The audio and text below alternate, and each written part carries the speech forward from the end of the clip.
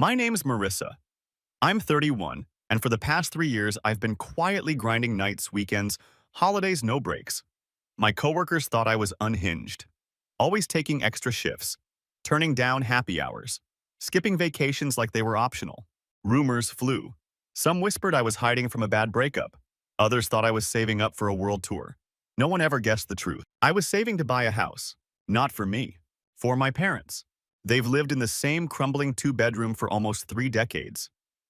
Moldy windows, paper-thin walls, floorboards that groan like a haunted house. The last time I visited, my dad spent half the visit complaining about the potholes on their street and the neighbors who played music like it was still 1995. I just sat there nodding, sipping stale coffee, and secretly dreaming about the day I'd hand them keys to something better. A real home. Quiet neighborhood, friendly neighbors, a kitchen where mom wouldn't have to dodge leaking pipes, a place they could finally relax in after a life of scraping by. I never told them, not once. My younger brother, Jason, he never seemed to care. At 28, he was bouncing between projects. Last year, it was crypto. This year, it's a startup consulting collective, whatever that means. He lives downtown with his girlfriend in a loft he doesn't pay for.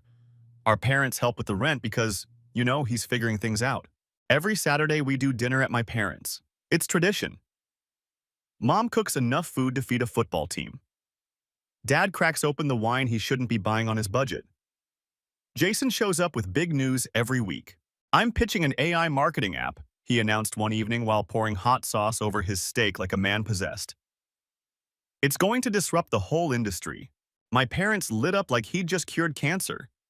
I smiled politely and waited for a pause. I got promoted last week, I said when Jason finally took a breath. Senior audit manager now, comes with a bonus and some stock options. That's nice, honey, Mom said, eyes drifting back to Jason. Will the app use customer behavior tracking? That sounds brilliant. That was the moment it stopped stinging. I'd been invisible for years. Jason was the visionary, the dreamer, the one with potential. I was the reliable one, the spreadsheet whisperer, the one who paid for Dad's dental work, covered the new water heater when theirs exploded, and funded Jason's smoothie bar experiment that lasted less than one summer. Still, I kept saving. Every raise, every tax return, every dollar I didn't spend on avocado toast or overpriced gym memberships went into the house fund. My apartment was a shoebox. I ate frozen dumplings like it was a food group, but I finally made it. Enough for a down payment. I called a friend of mine, Lena, who's a realtor. We met for coffee, and I told her exactly what I needed. Not for me, I said, sliding her a list for my folks. Safe area, close to clinics, groceries.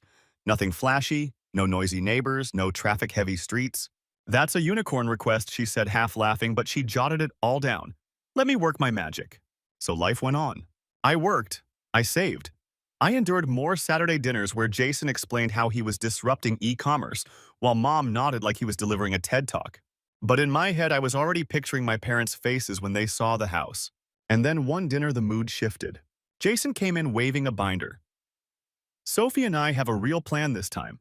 We're starting a brand strategy firm, branding, PR, influencer outreach. All of it.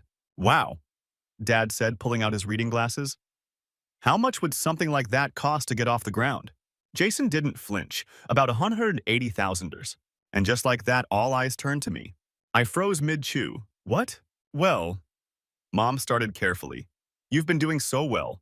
All those promotions, maybe you could help. I swallowed hard. You want me to give Jason $180K? He rolled his eyes. It's called investing, Marissa. You'd be part of something. My hand clenched under the table. Like the taco truck, the VR travel agency, or the time you tried selling essential oils on Twitch. He slammed his fork down. Why do you always have to be so negative? You think you're better than everyone because you have a job and no life. Mom gasped. Jason. No, let him talk, I said, voice flat-eyed. Because I have helped. I funded 3 of his failures. I paid for your dental bills. I kept this family afloat during COVID. But now I finally have something for me, and I'm not giving it up so Jason can crash another dream into a wall. Silence. Jason stormed off. 15 minutes later, he returned face flushed. Didn't speak, didn't look at me, just stared at his plate like it was going to bite him. I left early that night, drove home shaking, angry, guilty, heart pounding. Was I being selfish? I stared at my apartment ceiling until 2 a.m. replaying everything. But I knew the truth. Giving him that money wouldn't help him. It would only erase everything I'd worked for. This house wasn't just a gift, it was proof that I mattered, that I could make something real. Weeks passed. Lena sent me listings, each one closer to the dream. Then finally, she found it. Single story. 3 beds, big windows, no motorcycles. Retirees on both sides. Grocery store 4 blocks down. She handed me her tablet, and I felt it. There it was. The sink Mom would love. The living room where Dad could nap in the sun. The street was so quiet it practically whispered. "It's perfect," I said. We made the offer that night, and just like that I became a homeowner. They had no idea, but they would. In 2 weeks at the housewarming, I'd tell them, in front of friends, with champagne, with a giant bow on the porch and everything. Except, things don't always go as planned, and I should have known better. I kept the house a secret for another 2 weeks. Every spare moment was spent inside it, scrubbing walls, replacing hardware, ordering furniture that would feel familiar to my parents. I picked out curtains that matched the ones in their current living room. I bought Mom's favorite shade of lavender for the guest bathroom. I even found a vintage bookshelf like the one Dad lost in a move years ago. The entire place was a love letter they hadn't read yet. My friends were thrilled for me. My coworkers threw me a mini celebration in the office. Everyone I knew except for my family was buzzing with excitement. I didn't care about the attention. What I cared about was the moment I'd watch my parents walk through the front door and realize this was theirs. A gift, no strings, just love. I sent out the housewarming invitations by email and text, along with a batch of goofy voice messages I recorded from the new kitchen. I tagged friends on social media, posted teaser pics of the blank walls, and asked for paint color suggestions. Everyone played along. Everyone responded, except Jason and my parents. No RSVP, no emoji, not even a thumbs up. I told myself they were still processing our last dinner. They needed time. Maybe they'd just show up on the day. Maybe that would be the real surprise. 3 days before the party, I got a knock on my apartment door.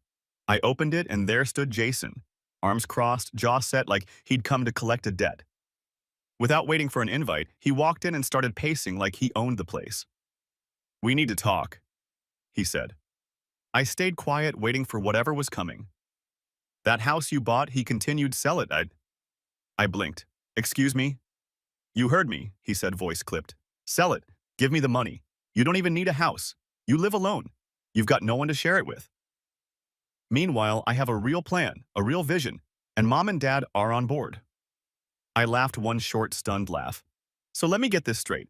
I work 3 years, save every penny, give up vacations, and now I'm supposed to just cash it in so you can play Shark Tank with Sophie." His eyes narrowed. "You think you're better than me because you saved money and bought a house, big deal. All you have is a mortgage and a sad life. I'm building something." I felt heat rise to my face, but I kept my voice steady. "You're not building anything, Jason. You're jumping from fantasy to fantasy and burning bridges as you go. You want to build something. Do it with your own money. Go to the bank. Find investors, get a loan like the rest of the world." His jaw clenched. "I thought family was supposed to help each other." "I thought so too," I said, until I realized that helping you just means enabling you. For a moment, he looked like he might throw something. Then he exhaled slow and sharp. "You'll regret this. When my business takes off, don't come running to me." And just like that, he stormed out, slamming the door hard enough to rattle the hallway light. 2 days later, Mom called. I debated whether to answer. I shouldn't have, but I did. Her voice was cold. "Your brother told me what you said." "I can't believe you would speak to him like that."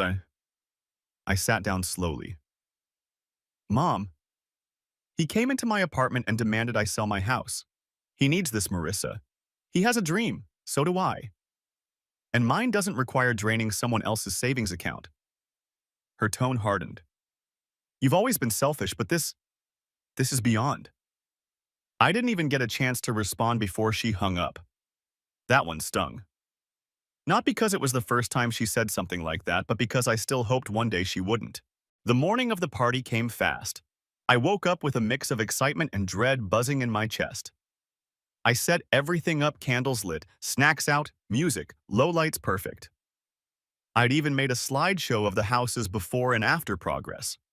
I kept looking out the window, hoping for a car I recognized. By 6, the doorbell started ringing.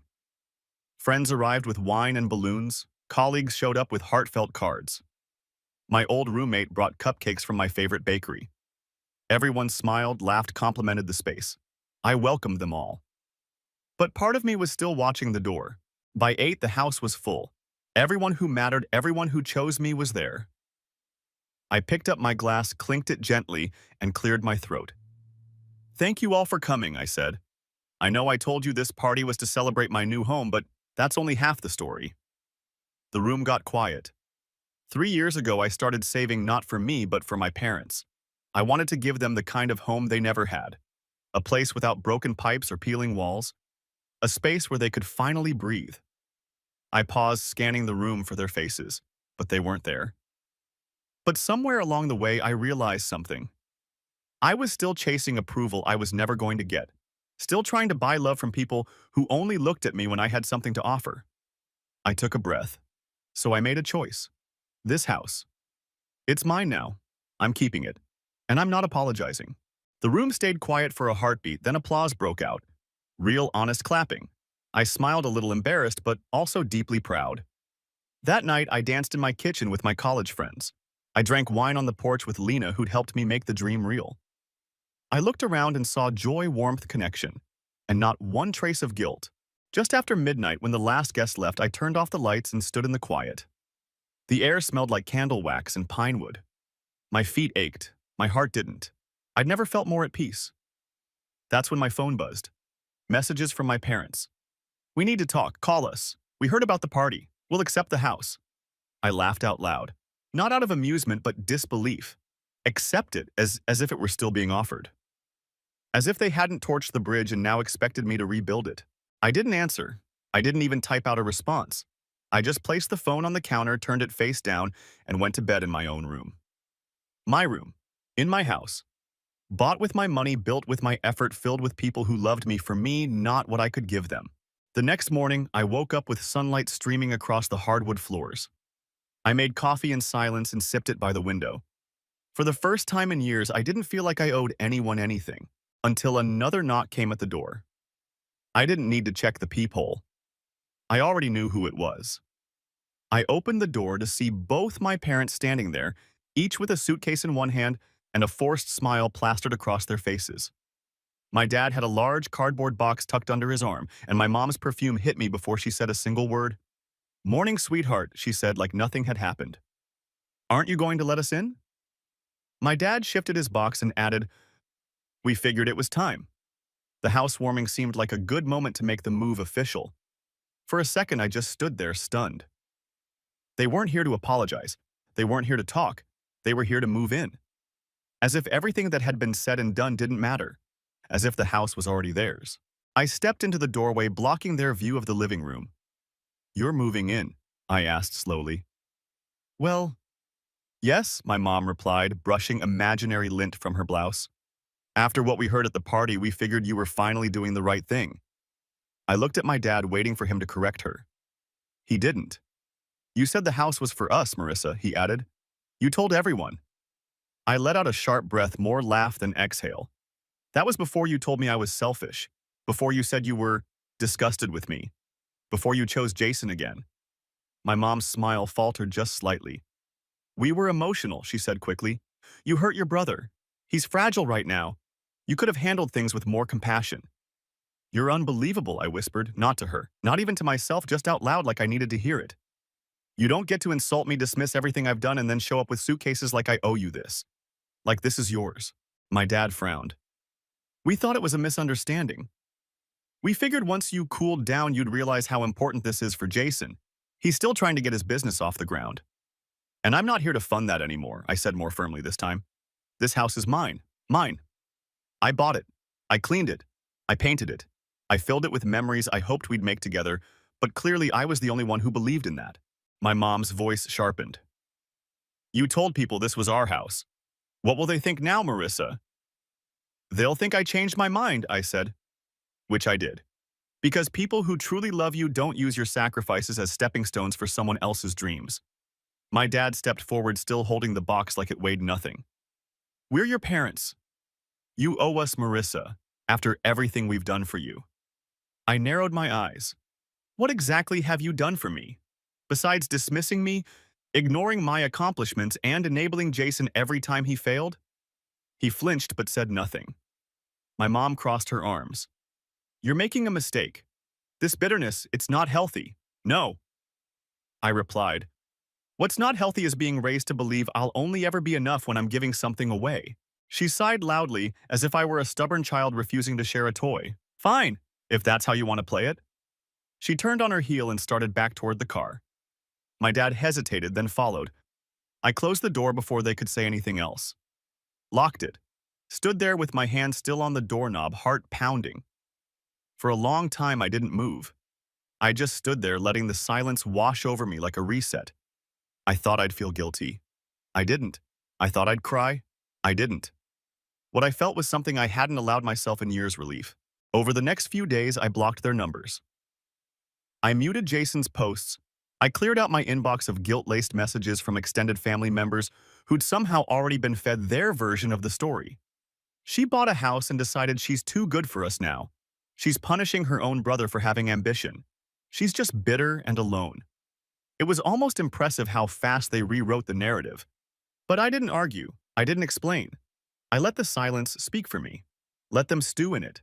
I focused on what was mine. I hung artwork. I installed shelves. I planted tulips along the walkway because my mom once said tulips made her feel calm, and now they made me feel powerful. I joined the neighborhood book club. I started walking every morning before work and met neighbors with dogs named Peanut and Max and Tater. I found pockets of joy in the small things: my coffee mug collection, new kitchen towels, the way my bedroom window caught the morning light. Life was good, simple, mine, until Lena texted me out of nowhere. Hey, just saw something weird. Is Jason starting a pet food business? I blinked at the screen. A pet food business. I pulled up his Instagram, and there it was. A shiny new page with curated posts, brand colors, a mission statement, and a video of Jason standing in front of what looked like a rented studio kitchen. Introducing Patura. The caption read, "The future of artisan organic pet cuisine. Made with love and integrity." I scrolled down. Buried in the comments, I saw, "It. So proud of you, son. We always knew you had it in you. Mom." Then another comment from a name I didn't recognize, but recognized anyway. My father's middle name as a username. Backed by family. Built with passion. I didn't even have to ask. I already knew. They'd taken out a loan. Maybe even put up their house as collateral.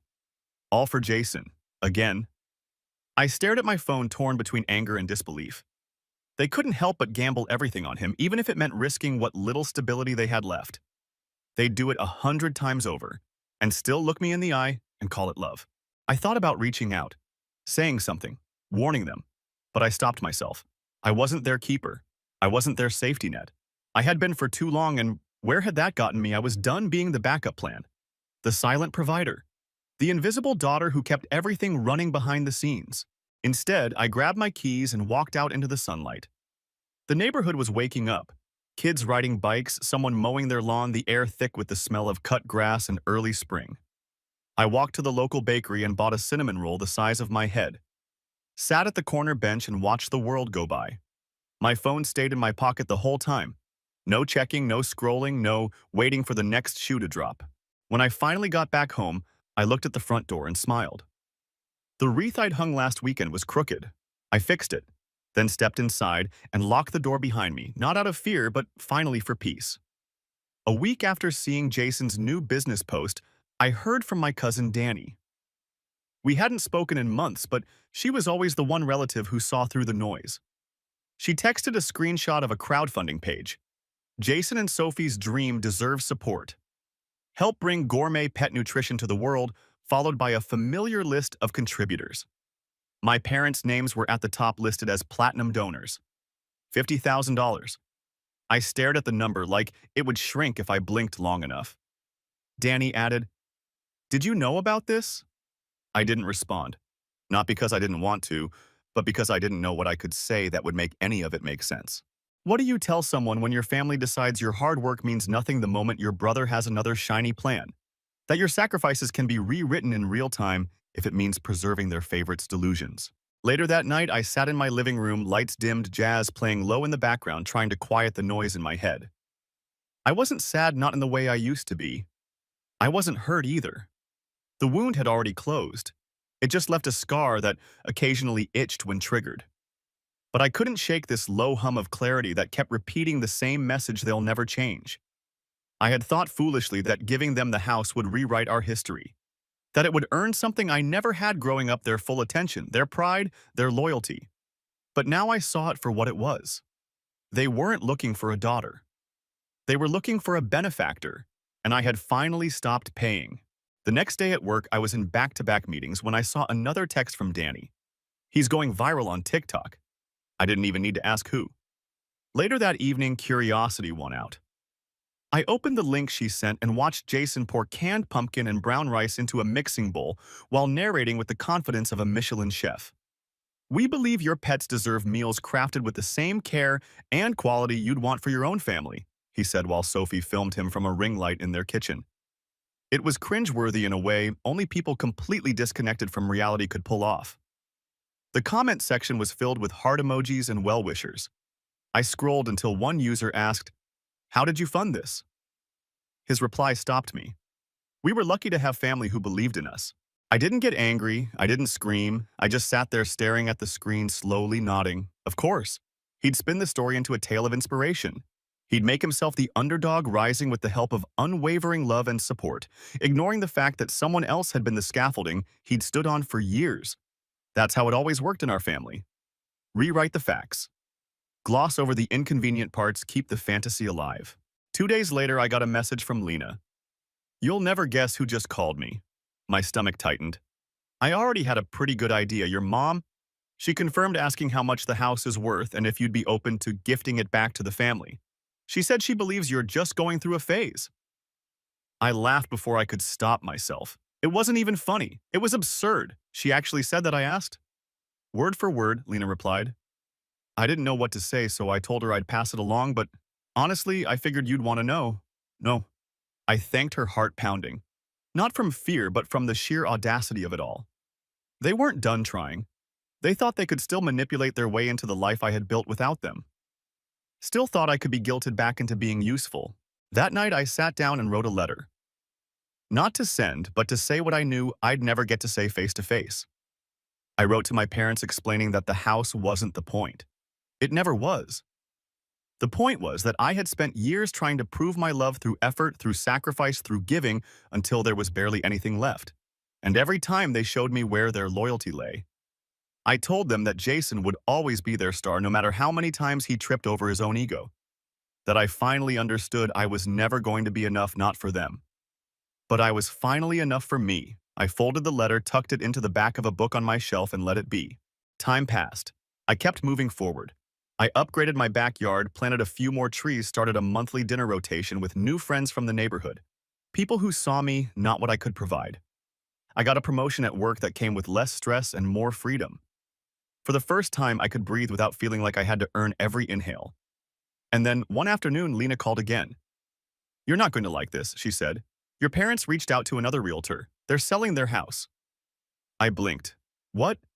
"Why, I don't know the full story, but the rumor is they're in deep. Like second mortgage, personal loan, maxed out credit card deep." I didn't even need the details to know how it happened. Jason's business probably ate up more cash than they expected. Maybe it never turned a profit. Maybe it tanked completely. Or maybe they just needed more to keep the illusion alive. For a moment, I sat still, unsure of what I was supposed to feel. Sad, smug, vindicated. But all I felt was detached, like someone who'd already watched the movie and knew how it ended. I thanked Lena for the heads up and went about my day. That night, I walked through my house with a cup of tea, letting the silence settle into every corner. I didn't turn on music, I didn't scroll my phone. I just existed in the space I had earned. Every wall, every piece of furniture, every detail was something I had chosen for myself. There was peace in that. There was pride, too. Then the email came. It was from my dad. Subject line: "We need help."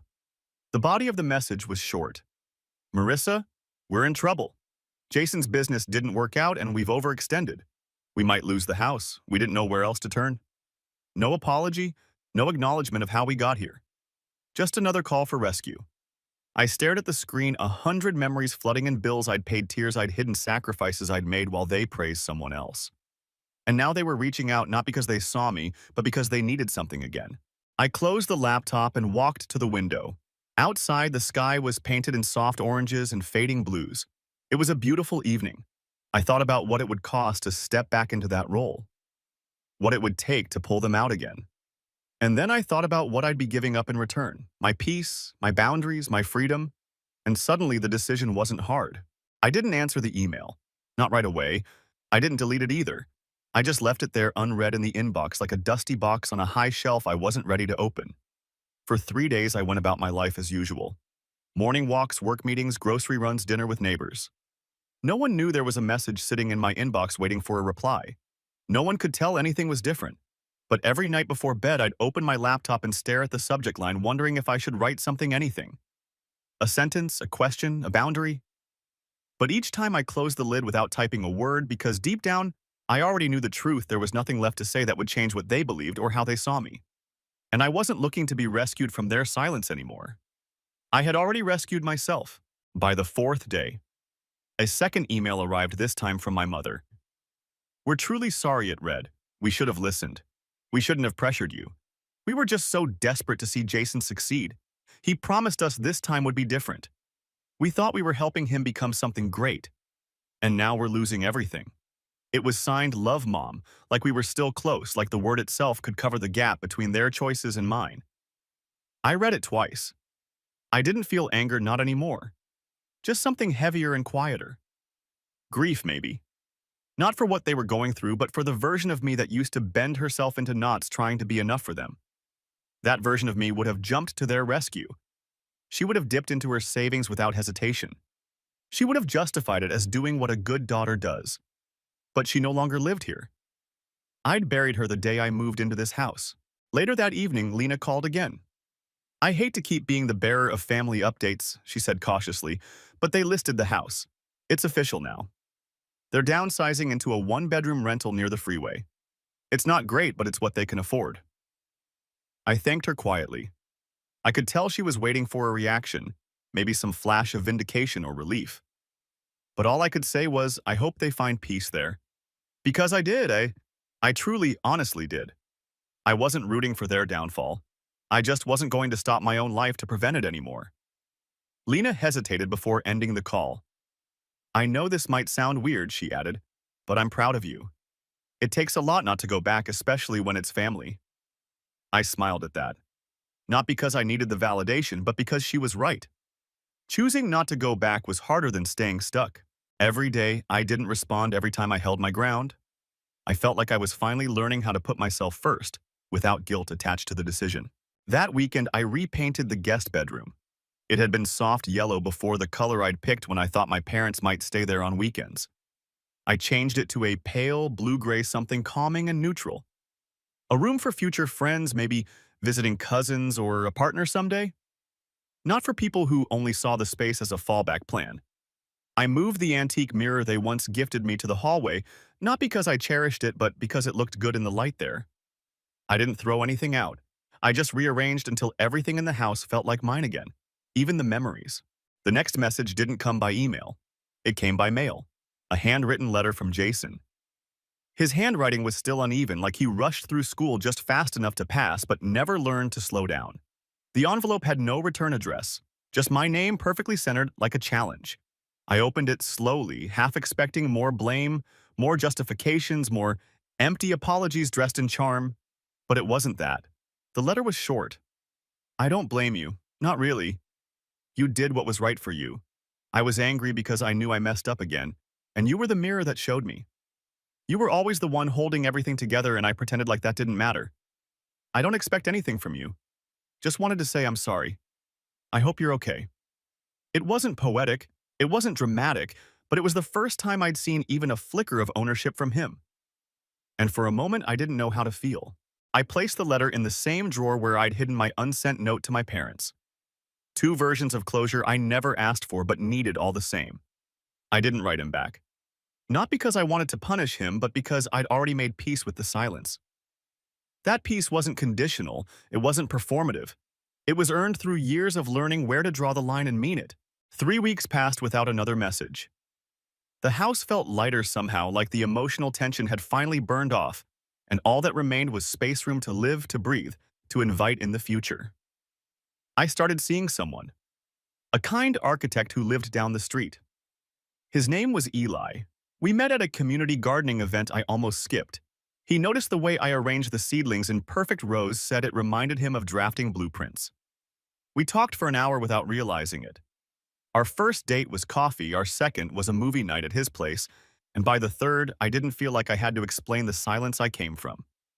He never asked for details I didn't want to share. He just listened when I offered them. One night, as we sat on my porch watching the sun disappear behind the rooftops, he asked, "Do you think they'll ever understand?" I thought about it for a second. Maybe, maybe not, but that's not really the point anymore. He nodded, not pushing. That's what I liked most about him. He never tried to fix things. He just let them exist. I looked at him and realized I'd spent most of my life trying to earn what was never going to be freely given. And now, here was someone who offered kindness without asking for anything in return. I didn't know where it would go, but I knew it started from a place of peace. And that was enough. One afternoon, I saw a new email notification pop up from my mother's address.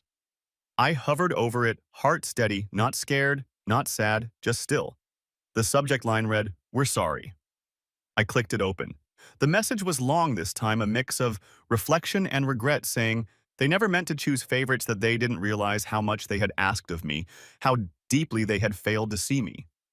It wasn't perfect. It didn't undo the years. But it was the closest thing to accountability I'd ever seen from them. At the end, she wrote, "We understand if you never want to speak to us again, but we want you to know we're proud of you. We always were. We just didn't know how to show it." I closed the email and sat there for a long time. Not crying, not angry, just breathing. I didn't reply that day. I didn't even decide if I ever would. But I knew this: I didn't need their apology to move on. I already had. And if they meant it, really meant it, they'd respect the silence too. The email sat in my inbox for weeks. I never deleted it, never marked it unread again. I let it live there like a framed photograph you don't hang but also don't throw away. A quiet reminder of where you've been. Some nights I'd reread parts of it, wondering if the words came from a place of guilt or truth, or maybe both. And I realized it didn't matter anymore. Not in the way it used to. I wasn't waiting for reconciliation. I wasn't measuring their sentences for sincerity. I had simply stopped living in that part of the story. My life had moved forward. It was no longer orbiting around what they did or didn't give me. The seasons started to shift. The tulips I planted in the spring wilted, giving way to lavender and rosemary. My neighborhood filled with the smell of grills and sunscreen and evening laughter drifting over fences. I got used to seeing Eli on the porch, feet propped up, sketching on a pad while I read beside him. We didn't talk about the past often, not because it was taboo, but because there was so much more to talk about than pain. Sometimes he'd ask questions, soft ones, never pushing. And I answered them in pieces when I was ready, like laying out puzzle parts on a table, one corner at a time. One Saturday, as we planted a fig tree in the backyard, he looked up and asked, "Do you ever think you'll let them visit?" I stood there, hands deep in the soil, thinking about how to answer. Maybe I said after a pause, but not until I'm sure they're coming for me, not for what they think they can still take. He nodded, wiped his hands on his jeans, and passed me the hose. We didn't need to say anything else. That was the beauty of this new chapter. It didn't require explanation to be real. A month later, a letter arrived. Not an email this time. A real letter, handwritten, addressed with my full name in my mother's careful script. Inside was a photo of their new place. A small one-bedroom in a dated complex near the edge of the city. The note inside was brief. "We're settling in. It's not what we're used to, but it's ours. We think about you every day. Your father misses your stories. I miss your laugh. No expectations, just love." It was the first time in my entire life that they had reached out without asking for anything. No strings, no hints, just presence. Just proof that maybe they were learning what love meant when it wasn't transactional. Still, I didn't respond. Not out of spite, but because my silence wasn't a punishment, it was a boundary. One that had taken me years to learn how to build. A pause where I could decide on my own terms whether I wanted to open a new door or just appreciate the fact that they'd finally stopped trying to knock it down. In the meantime, life filled in the spaces they used to occupy. I hosted small dinners, started painting again, learned how to bake bread that didn't resemble bricks. Some of my coworkers became close friends. I helped a neighbor recover from knee surgery, and in return, she gave me cuttings from her garden and stories from her youth. I wasn't building a replacement family. I was just building a life where I didn't feel lesser for not being chosen first. And that was enough. Eli asked me to move in with him that fall. We'd talked about it for a while, danced around it in those casual, half-serious ways couples do when they're still figuring out how to merge lives without losing themselves. But when he really asked me, he didn't do it with pressure. He didn't frame it as convenience. He said, I want to build something with you. Not just share space, but create a home where both of us get to be whole. I said yes without hesitation. Not because I needed him to complete me, but because I didn't. I was already whole. And that's why it felt right. We didn't sell my house. That surprised some people, but I couldn't let it go. Not because I was clinging to the past, but because it wasn't a symbol of struggle anymore. It was a milestone, a chapter marker, proof that I had done something real for myself when no one else believed I could. So we kept it, rented it out to a young couple with a baby on the way. I left a note on the kitchen counter for them. This house was built on hard lessons and fresh starts. May it bring you both. And then I handed over the keys with a smile and walked away knowing the foundation was still solid, even if someone else would build new memories inside it. One crisp November morning as I sipped coffee on Eli's balcony, my phone buzzed. A message from my mom. Just one line. We saw your name in the alumni magazine. You made partner. We're proud of you. No extra commentary, no emotional bait, just pride. A quiet one. I stared at it for a while, letting the weight of it sink in. It had taken them years to say it out loud, and it had taken me even longer to stop needing it. I didn't reply, but I smiled. Not in spite, just peace. The holidays came and went. We stayed local, skipped the big family gatherings, decorated modestly, made new traditions, lazy brunches, midnight walks, handwritten cards instead of gifts. There was no need to fill the season with noise. There was enough warmth between us to go around. And for the first time in a long time, I didn't feel the ache of missing something. I felt whole, anchored, safe. Sometimes I think about what might have happened if I'd gone through with the original plan. If I'd handed my parents the keys that day, let the cameras roll, while they posed in front of the porch with wide smiles and quiet expectations. Would they have sold the house when Jason needed a bailout? Would they have made it seem like it had always been his future to lead? Would I have disappeared again, this time in square footage and silence? Probably, but I don't regret any of it. Not the plan, not the pause, not the choice to keep the house for myself. Because what I gained was so much bigger than a home. I gained the ability to say no without flinching. I gained the power to define love in my own terms, not theirs. I learned that loyalty without boundaries isn't love, it's a slow erosion of self. And I stopped giving people the tools to chisel away at my worth. Now, when I look in the mirror, I see someone I fought hard to become. Someone steady, thoughtful, and finally free. The woman who once begged for approval has turned into someone who gives herself permission. Permission to rest, to celebrate, to walk away, to build new roots in healthier soil. The last thing I do before bed every night is close my window and check that the latch is secure. Not because I'm afraid of who's outside, but because I'm protecting what's inside. My peace, my growth, my life. Everything I had once tried to buy for others, I now nurture for myself. And in that quiet stillness, I know something for sure: this is what healing looks like. Not fireworks or dramatic endings, just soft mornings, clear boundaries, and a home that finally feels like mine. Story 2. The flowers were still drenched with morning dew. On the garden path, I heard the crunching of pricey heels. I didn't have to raise my eyes. I recognized the person already. Only one individual would enter my father's priceless garden wearing high-end shoes. As I continued to tinker with the soil, Laura's phony, sweet voice could be heard. My father planted white roses for my wedding, and I continued to prune them. My ex-husband fled with the lady behind me after the divorce that resulted from that wedding. Right now. Hi, Mary. You are aware of my purpose, she remarked, taking a step forward. The flower garden was covered with her shadow. James and I believe it would be best if we had a calm conversation before the will is read tomorrow. At last I got up and used my gardening apron to clean my filthy hands. There is nothing to discuss. My father lives here. His estate, Mary said, a smug smile spreading over her bright red lips.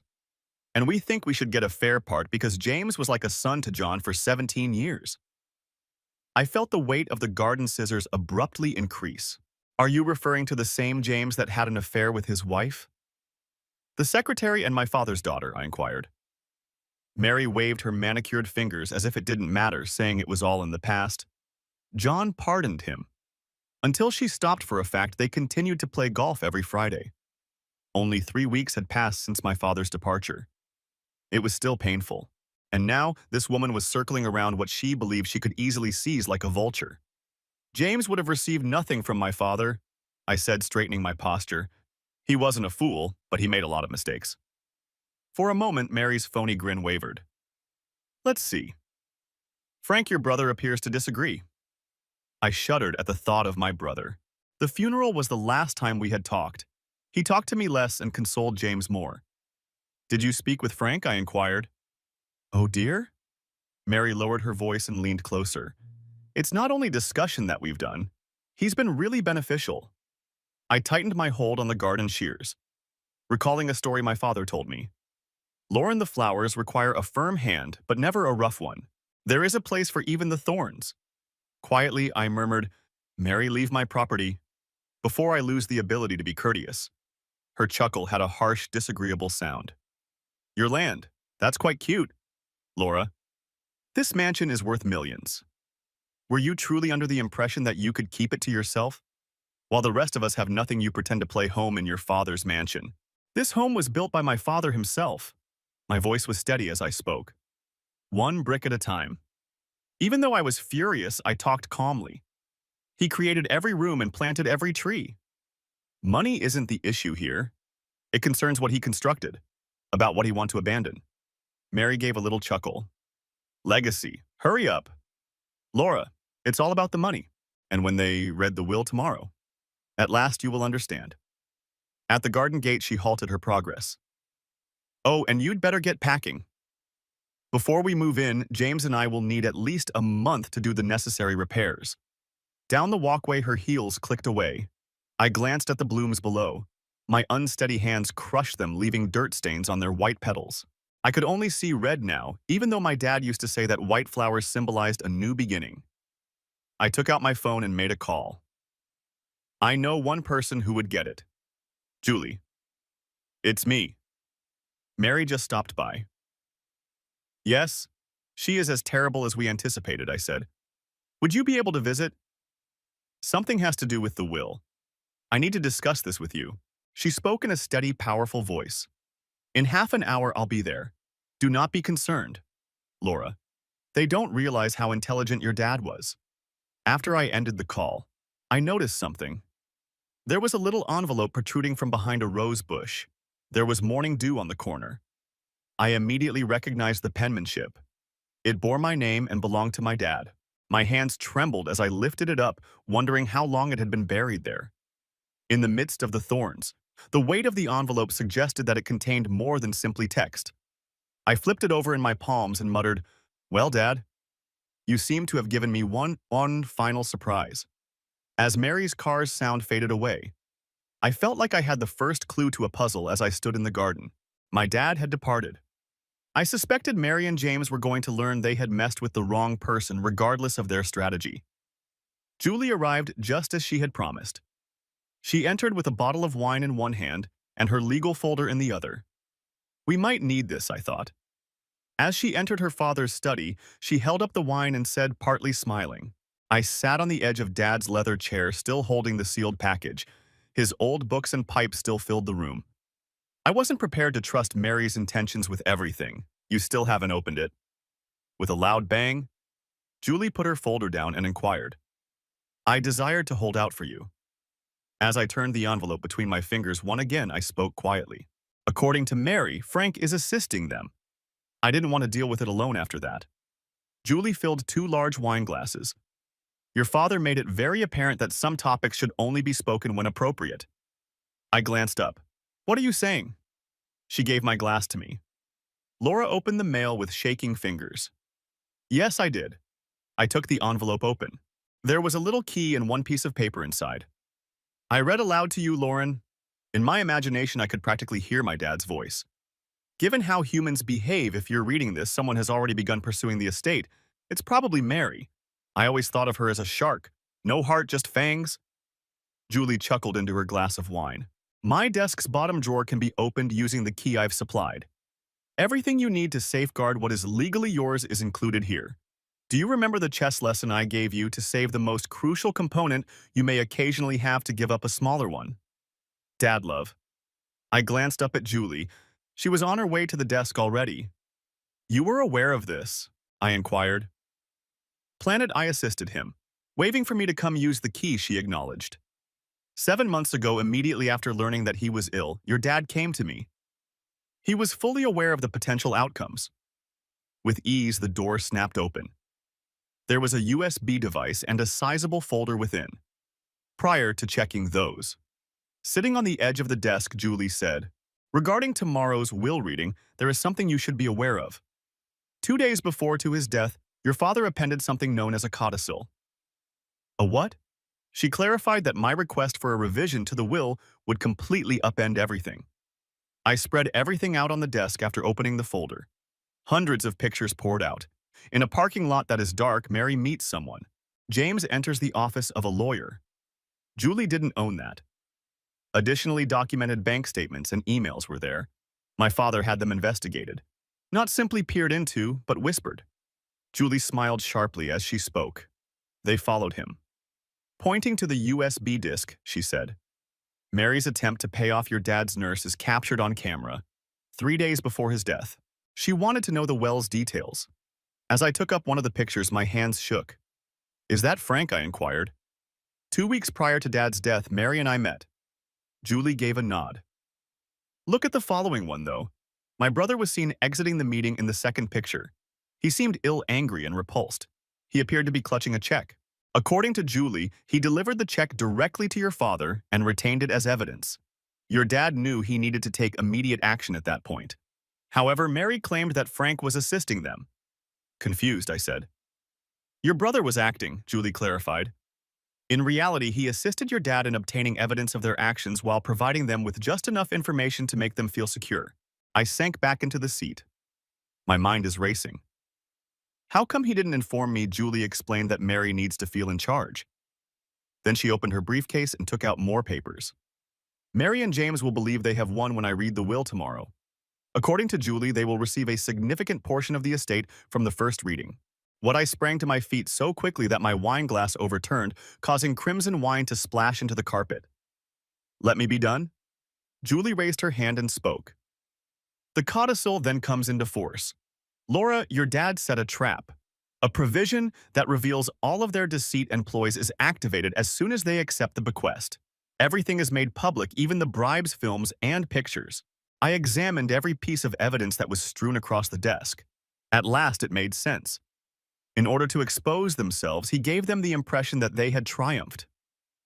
Exactly, Julie remarked with a proud smile. The true will provides you everything. Frank is even the subject of a trust. James and Mary receive nothing but public humiliation for their true selves. What about tomorrow? I smirked as Julie completed her glass of wine. We saw them walk straight into their own trap tomorrow. This is the last lesson your father will teach you about consequences. I took up his letter once more and ran my fingertips over the familiar penmanship. He continued to defend me, mentor me, and support me in advocating for myself even after he passed away. Julie whispered, There's one more thing.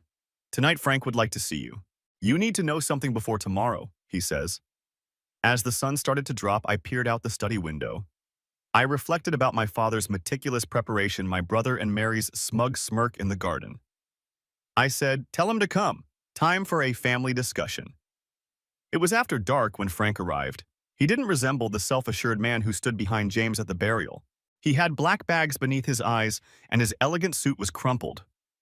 Holding a leather folder as if it were a shield, he stopped at the threshold. You look terrible. Trying to lighten the atmosphere, I said. He smiled weakly and said, Yeah, well, it's not as thrilling as it seems in movies to be a double agent. I gestured to the chair opposite from me and said, "Come in." The desk was still covered with everything we had discovered before, even though Julie had departed an hour ago. Frank took a look at the pictures. "Have you discovered Dad's fallback option?" "What were you doing and why didn't you tell me?" I inquired. My voice sounded harsher than I intended. I had to adjust things so he sank into the chair. "Lauren, I was mistaken after what transpired with James and my actions during your divorce. I was an idiot. My brother was you." Correcting him, I said, "You were meant to be with me." "I understand," he muttered. He took out a check from the folder. "I got this from Mary. She asked me to tell a falsehood. Let's say Dad signed the last will and testament while mentally sick, only to betray you $500,000. I gazed at my brother and then at the check. "You didn't cash it, though." "No," he muttered. Frank's voice trembled as he added, "I gave it straight to Dad. Lauren, you ought to have seen his face. He was disappointed, not enraged." He then explained his strategy to me. In the hallway, the grandfather clock struck 9 o'clock. Every powerful noise reverberated across the silent space. "There's more." Pulling out his phone, Frank remarked. Every encounter, offer, and threat was captured on tape. Mary, even before Dad became ill, she had been organizing this for months. He hit the play button. The room echoed with Mary's voice. "We'll use your evidence that the old man wasn't thinking properly to refute the will once he passes away. Additionally, James has a tight relationship with him. Everything will be given to us. Laura won't anticipate it." My hands curled into fists. "What time was this?" "It was 3 months ago. But hold on, things get worse." He jumped ahead of the tape. James's voice was heard now. "The house will be sold. Take the assets and cash them out. Laura is free to return to her little flat and her pointless gardening work. In any case, she never deserved any of this." "Switch it off," I muttered. Frank paused the recording and took out another piece of paper. "That's the reason I came tonight. Money wasn't Mary's only goal. Lauren, she desired retribution, retaliation. For what purpose? Because you made James feel bad about the alimony. When you caught them together, he hesitated to expose them. The recollection struck me hard, entering my bedroom and discovering them there. As my marriage broke down, Mary grinned as if she had won everything. For 2 years, she served as his secretary." Frank continued. "She carefully planned everything, integrated herself into his life, and then made sure to become close to her father and his business associates. He gave the paper to me. This demonstrates that she began stealing from Dad's business 7 months prior to your discovery of them. I took the paper and scanned the page that had account numbers, bank transactions, and everything else put out." "Did Dad find out?" I inquired just before to his diagnosis. Frank said that he was assembling a case, but he altered his plans after learning of the malignancy. According to him, justice must occasionally follow a different course. "The cortisol," I muttered. Frank gave a nod. "Yes, Lauren, tomorrow is going to be difficult. They believe they have triumphed. To document the moment when they seized the estate, Mary even engaged a film team. Despite everything, I gave a little chuckle. She packed cameras so she could record her own demise. That would have delighted Dad." Frank grinned. "This time for real. I want you to know that I'm here now, even though I know I can't change everything that has transpired over the past 2 years. I have your back no matter what occurs tomorrow." I got up and moved toward the window. The moonlight illuminated the garden. "Dad found us arguing over that red toy vehicle when we were youngsters. Do you remember that?" At the window, Frank joined me. "Yes, he forced us to clean all of the windows in the home. Claimed that we needed to develop our ability to perceive clearly." I looked at my brother. "Frank, I get it now. What Dad was attempting to educate us makes sense to me. Even in the final moments." Frank gave a nod. His eyes were visible. So did he. "Winning isn't always the best victory. It's allowing your adversaries to ruin themselves," I added. Once more, the grandfather clock sounded. It was 15 minutes past the hour. A reminder that every tick brings us closer to tomorrow. "You ought to sleep." As he collected the documents and pictures, Frank remarked, "It will be a memorable show tomorrow." I watched him go. I put my hand against the window pane. It felt solid and cool under my fingers. These windows had always appealed to Dad. He referred to them as the house's eyes, always keeping an eye on the family. They would see the last administration of justice tomorrow. Exactly what he had intended. There was a brilliant sun and clear sky on the morning of the well reading. As I returned to Dad's study, I observed Julie arranging papers on his large wood desk across the space. Camera teams were preparing their gear. This is Mary's film crew. When he entered, Frank remarked, "She's out there, you should see. She is rehearsing her charming speech of acceptance." "Is everything prepared?" I questioned Julie. She gave her briefcase a tapping. "Ready. Copies of all the evidence, including the codicil, are sealed in this envelope. The remainder of the will come when they have approved the first section." As soon as we heard Mary's high-pitched, upbeat voice, there was a sudden commotion from the corridor. "The new chandelier will be hung here. The outdated one is very outdated. Everyone places." As she adjusted her jacket, Julie spoke. "Now let's get the show started." Mary was the first to enter, dressed in a pricey black gown that most likely cost more than some people's whole salary for a month. James, wearing a well-fitting suit and seemed nervous, followed her. Following closely after the camera team checked the camera angles and adjusted the lighting, Laura James nodded sternly at me. It was the first frank conversation he had had with me since the divorce. "Let's get started," Julie John's attorney stated as she stood behind Dad's desk. "Along with any other papers he left behind, I shall read his last will and testament." Mary was so excited that she almost jumped in her chair. "We're prepared?" The same as Julie had told me. They seemed to have won the first reading. I was to receive 70% of Dad's estate, house, and business shares, while James and Mary were to receive 30%. I was aware. Mary grabbed James's arm with a shriek. We were too important to John to exclude. Julie, however, spoke once more. Mary's jubilation was interrupted by her voice. "The will now includes a codicil, 2 days before to John's death." Mary's grin dimmed. "Oh, what a shift in the will." James spoke softly and nervously. "What sort of alteration?" Julie opened the envelope that had been sealed. "A thorough examination of specific financial matters discovered in the months before to John's passing is required of anybody who takes the inheritance specified in this will." There was utter silence in the room. The camera crew appeared to be immobilized as well. "What are the financial problems?" Mary inquired, her voice no longer joyful. "Perhaps these will clarify." As she passed a collection of pictures over the desk, Julie spoke. "Or this USB device. Someone attempting to bribe John's nurse is captured on camera. Consider these bank documents that demonstrate Jeremy Industries' money theft." One of the pictures was picked up by James. His face became white. "All of this. Where did you acquire it?" From the corner, Frank stated, "Dad kept a lot of evidence, including recordings of both of you having plans to contest the will by lying about his mental health." Mary got up so quickly that her chair toppled over.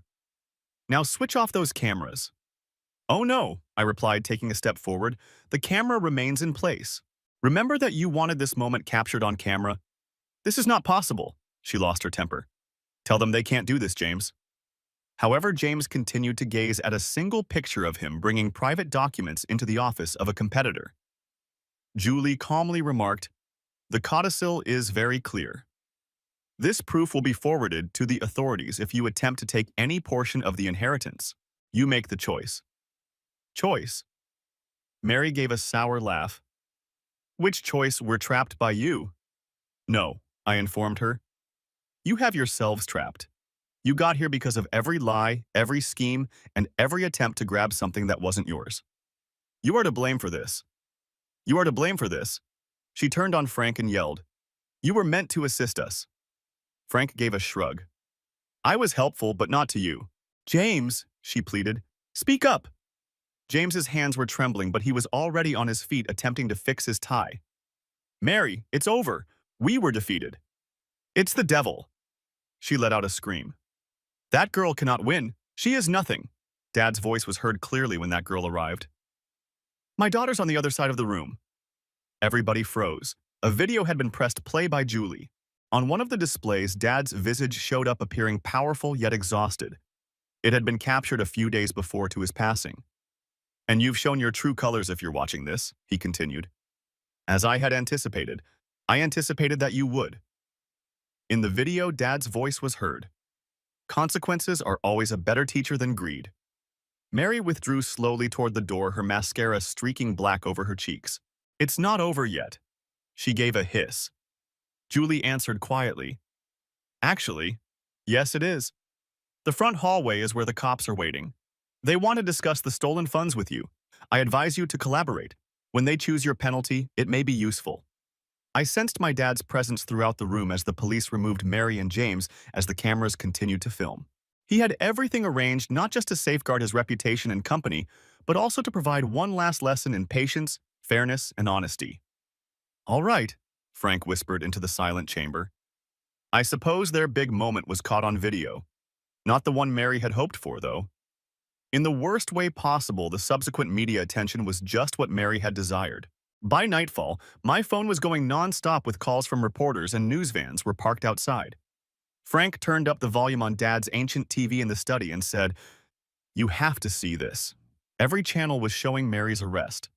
Her pricey clothing made her tear-streaked face appear much worse.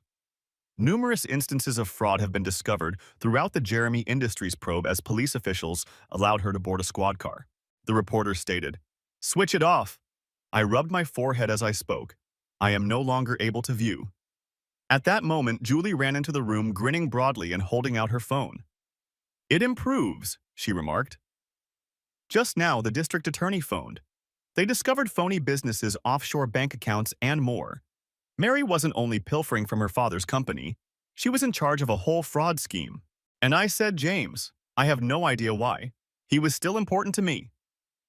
He's telling them all of Frank's words. When he faces actual jail time, it turns out that he is not as devoted.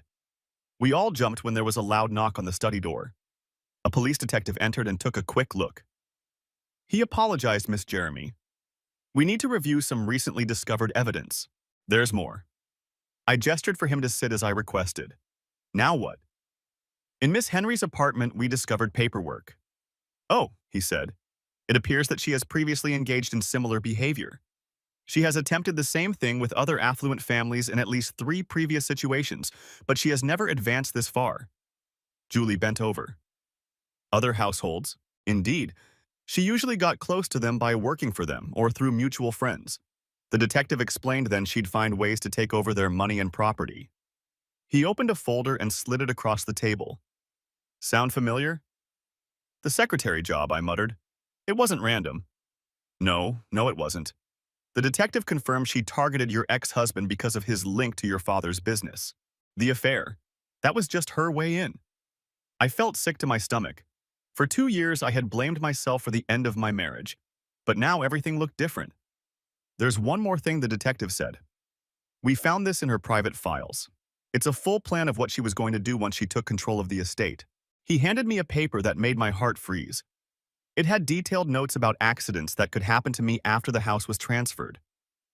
There were also plans to blame Frank for stealing money and even drawings showing how she wanted to tear down Dad's garden and redesign the house. "She would have killed me," I said quietly. "She never would have gotten the chance." Frank growled, holding tightly onto the arm of his chair. The detective nodded seriously. "This new evidence increases the charges along with the fraud and bribery. She's now facing 17 to 22 years in prison, at the very least." After he left, we all sat in silence, still trying to take it all in. Then Julie's phone buzzed again. "It's my contact from the DA's office," she said, reading the message. "James just finished a statement. He admitted everything, even that he helped Mary get access to private company files before your dad passed." "Did he know about her plan to hurt me?" I asked. Frank looked through the documents. "No. According to this, she kept that part a secret. She probably knew he wouldn't go along with it." Then a thought hit me. "Dad knew, didn't he? That's why he planned all of this." Julie nodded slowly. "Yes, he suspected something. That's why he hired private investigators and recorded everything. He wasn't just protecting his company, he was protecting you." I walked over to the window outside. The garden was filled with reporters and news vans, but the roses still bloomed, peaceful and untouched, unaware of the disaster Mary had planned for them. "We should release a statement," Frank said. "We need to get ahead of the story before Mary's lawyers twist the truth." "I already wrote one," Julie said, pulling out her laptop. "It's simple, says we're working with the police and asking for privacy during this time. It's professional, respectful. Everything Mary never was." "Dad would have liked that," I said softly, managing a small smile. "There's one more thing," Frank said, pulling an envelope from inside his jacket. "I found this in Dad's personal safe. It's labeled after justice is served. My hands shook as I opened it. I knew the handwriting right away. It was my dad's. My dear Lauren, if you're reading this, then the truth has finally come out. Don't let this experience harden your heart. The garden still needs your care and life still needs living. I didn't set this plan in motion just for justice. I did it so you could be free. Free from fear, free from doubt, and free to bloom again. Love, Dad. Outside, the reporters were still talking live on TV about the scandal, the arrests, and the betrayal. But inside, Dad's study, surrounded by everything he left behind to protect me. I felt something I hadn't felt since I caught James with Mary 2 years ago. Peace. So Frank said quietly, breaking the silence. What now? I looked out at the roses, then at my brother, then at Julie. Now, I said, we rebuild together. The first court hearing came faster than any of us expected. Just 1 month after the wall reading, I sat in the courtroom watching as Mary and James were brought in, wearing orange prison uniforms, very different from the fancy clothes they used to wear. All rise. The bailiff called Julie. Squeezed my hand as we stood. She had insisted on being both my lawyer and my support, saying sometimes you need both legal skills and a friend by your side. You don't have to talk today, she whispered. The evidence speaks for itself. But I knew I had to.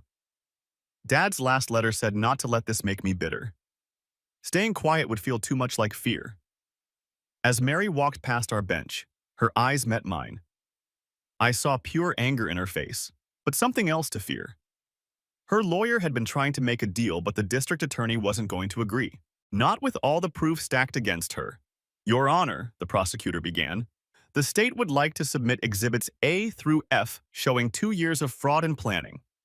I sat quietly as they showed photos, bank records, and secret recordings with each new piece of evidence. Mary's face turned whiter. James didn't even look up. He just stared at his hands, shoulders slumped. The state calls Laura Jeremy to the stand. Walking to the witness stand felt like crossing a huge distance. I could feel every eye on me. Reporters writing quickly, the jury leaning in, and Mary staring holes into my back. Please state your name for the record. Laura. Jeremy. Can you explain your relationship with the defendants? I took a deep breath and looked right at Mary. James was my husband for 17 years. Mary was his secretary, and the woman he had an affair with, and after your divorce they got married 7 months later. Then they started visiting my father often while he was sick. Objection. Mary's lawyer said, standing. That's not relevant. It shows motive. The prosecutor replied. It proves they planned the step-by-step. Overruled, the judge said. Continue. I talked about everything, the visits, how they tricked my father, Mary's threats in the garden, and all the evidence that had gathered with every word. I could see Mary's lies falling apart. Miss Jeremy, the prosecutor said, holding up the papers found in Mary's apartment. When did you find out about these plans to harm you? Objection, Mary's lawyer shouted. That's all. Just theory. These documents describe real plans to hurt the witness after they took over the estate. The prosecutor said. The judge looked at Mary over his glasses. Overruled.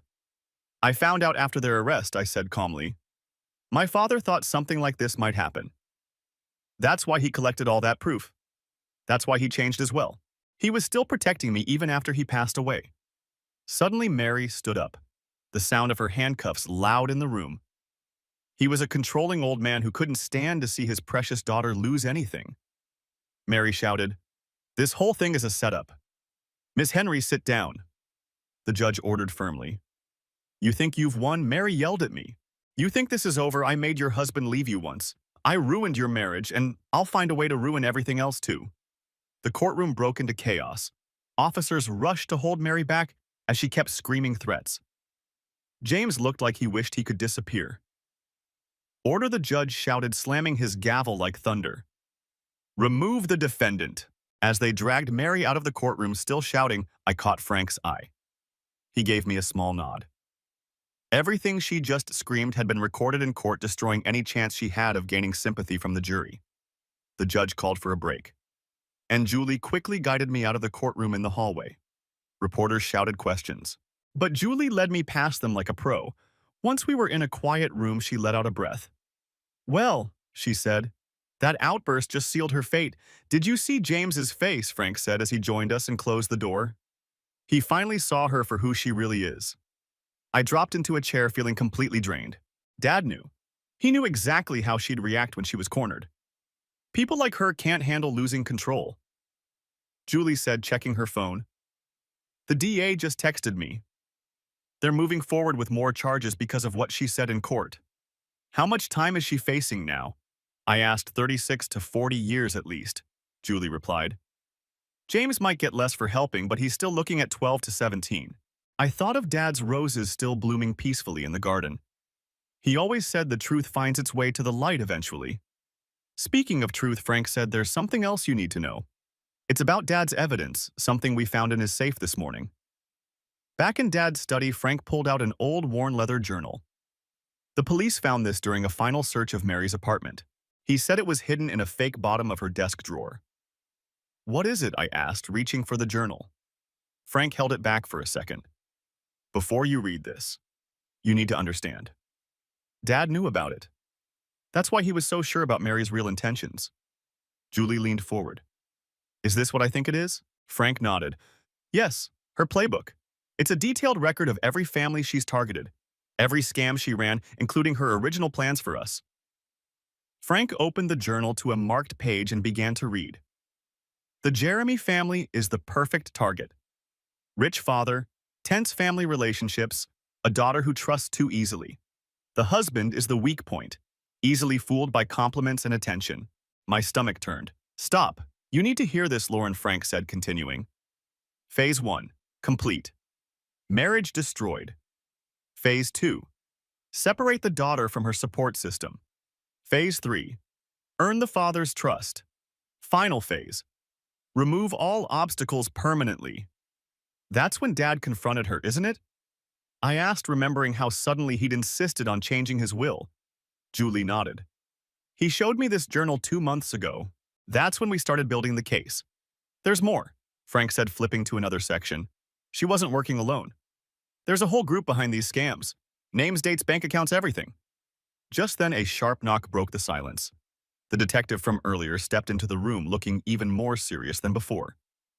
We've been digging into Miss Henry's background, he said, and we found something big. She's not who she says she is. He laid a stack of documents on Dad's desk. Birth certificates, passports, driver's licenses. All with different names but the same face. Her real name is Jennifer Aniston. She's wanted in 2 states for similar crimes. The FBI has been searching for her for years. Jennifer Aniston. I repeated the name. Hit me hard. Isn't she the woman who was convicted in California for killing that businessman? The case was ruled an accident. The detective said, but yes. Same person. She served 6 years for fraud, got out, changed her name, and started again. Your father was her biggest target yet. Julie was already dialing her phone. I'm calling the DA. With this history, she's facing life in prison. There's one more thing, the detective added. He handed me a small USB drive. We found this in her safety deposit box. It's a video of your father confronting her about the journal. We thought you'd want to see it. With shaking hands, I plugged the USB into Dad's computer. His face appeared on the screen, sitting in this very study looking straight at Mary. I know what you're planning, Dad said, his voice strong. I've read your journal. You've had quite the criminal career, haven't you, Jennifer? On the screen, Mary's face turned white. How did you really think I wouldn't look into the woman trying to destroy my family? Dad said. I've known who you really are since the day started working at my company. Then why? She asked it. Why did you let me stay? Because sometimes the best way to catch a snake, Dad said, leaning closer, is to let it think it's winning. You're dying, Mary Jennifer spat at him. You can't stop me. Dad gave a cold laugh. My dear, I already have. You just don't know it yet. The video ended, leaving the room completely silent. He knew, I whispered. He knew everything from the start, and he built a perfect case. Julie added one that would protect you and expose everyone helping her. The detective picked up his papers. The FBI wants to speak with you tomorrow. With this journal and your father's evidence, we can take down her entire operation. After he left, I walked over to Dad's chair and ran my hand over the worn leather. He had let her believe she was winning all while making sure she'd never hurt anyone again. Classic Dad, Frank said with a small smile. Always thinking ahead. Julie's phone buzzed. The DA just approved the new charges, she said. It's officially a federal case now. Mary Jennifer won't ever leave prison again. I picked up Dad's journal, the one he'd written in for years, and flipped to the final entry. Sometimes justice takes patience. Sometimes it takes sacrifice. But most of all, it takes faith in the truth. Lauren will understand when the time comes. The garden will bloom again, stronger than before. The next court session is tomorrow, Julie said gently. Are you ready to finish this? I looked around at the documents, the journal, and out the window toward the garden where this all began. Yes, I said. It's time to finish it for Dad. For everyone. She's hurt. And for you, Frank added softly. Mostly for you. The sound of the gavel echoed through the courtroom like thunder, in light of the overwhelming evidence and the added federal charges. The judge said this court sentences Jennifer Aniston, also known as Mary Henry, to life in prison without the chance of parole. Mary Jennifer stood stiff in her orange jumpsuit. All signs of her fake charm were gone as she was led past us. She stopped and looked at me one last time. I hope you're happy, she hissed. You've ruined everything. No, I said calmly. You did that to yourself. The only difference is this time your victim fought back. The bailiff pulled her away as she tried to say more behind her. James was already being led out to begin his own 17-year sentence. Outside the courthouse, reporters crowded around shouting questions, but Julie stepped forward, her voice firm and clear. My client has no comment except to say that justice has been served not just for her family, but for all the families affected by these crimes. Back at the house, Frank was waiting with something in his hand.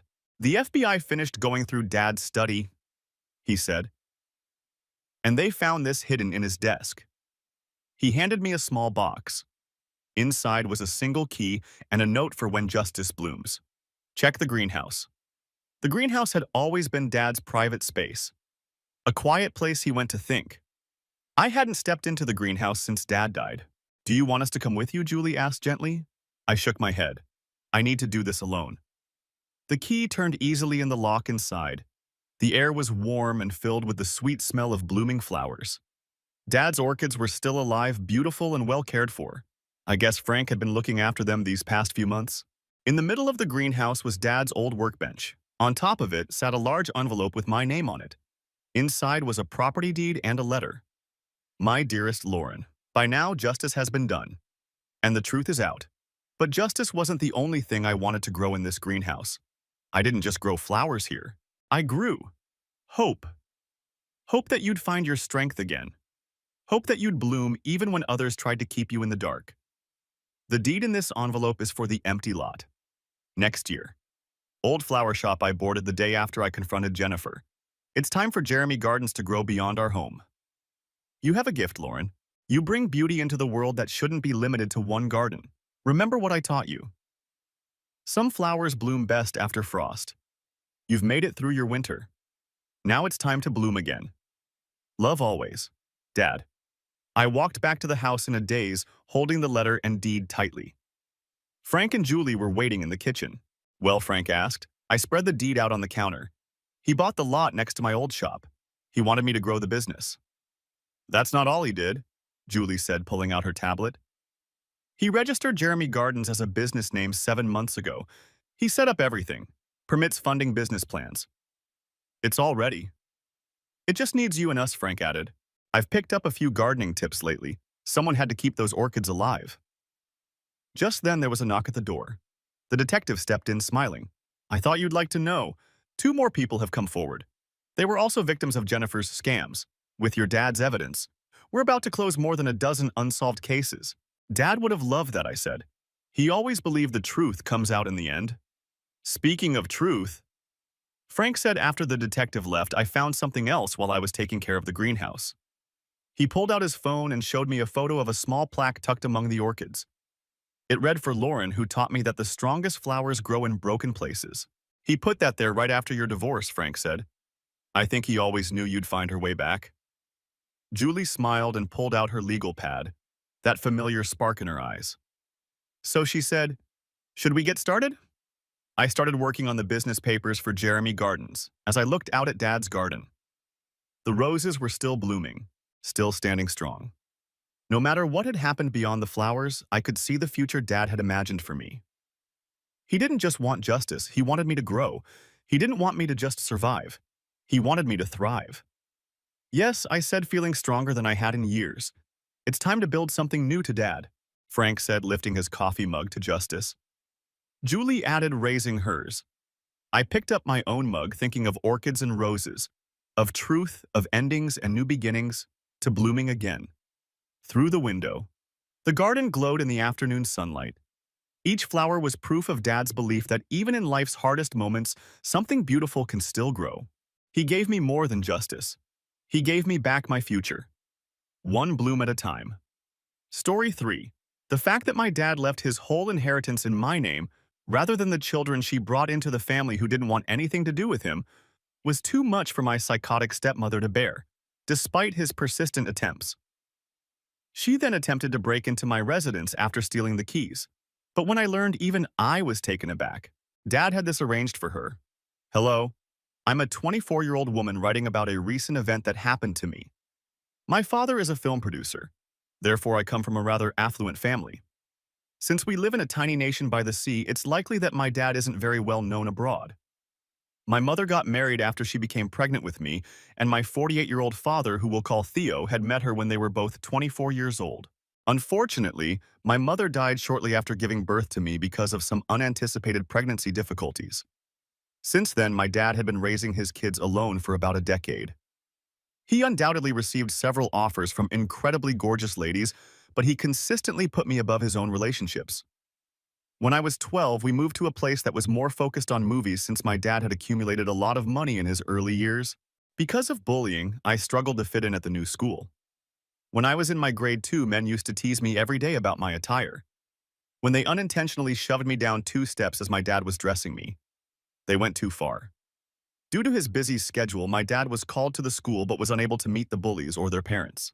My father had always supported me, but his busy work schedule prevented him from being there much, so he sent me back with my grandparents at least until I could get used to a new environment. Raised as if I were their own kid, my grandparents have been nothing short of angels. I didn't see my dad for the following 6 years, but he would return for holidays and other family gatherings. Therefore, it's acceptable to assume that I became estranged from him. When I heard my grandparents muttering about something connected to my father, I began to suspect something was amiss. At the age of 15, I faced them immediately and inquired about the matter, hoping it had to do with my dad eventually bringing me back with him. At that point, my grandparents informed me that my dad had wed a woman he had met while filming a program. They informed me that we would be visiting as my dad and the woman, who we'll name Lisa, had eloped the day before. My dad began a new family after leaving me, which I didn't like, but since I had no say, I pouted and waited for them to arrive. As soon as Lisa entered my grandparents' house, she felt strange. At the time, I was relieved that I was no longer living with my dad, even if I could sense her phony actions of kindness toward me. When we continued our conversation, it became clear that she was a divorced woman with 2 children whom I could get to meet if I ever went to my dad's estate. Since I was old enough now, my dad did ask if I wanted to go with him, but I flatly refused, feeling abandoned and wounded by him. They then departed. After speaking with my grandparents, I came to the conclusion that we all had the same perception of her as being kind.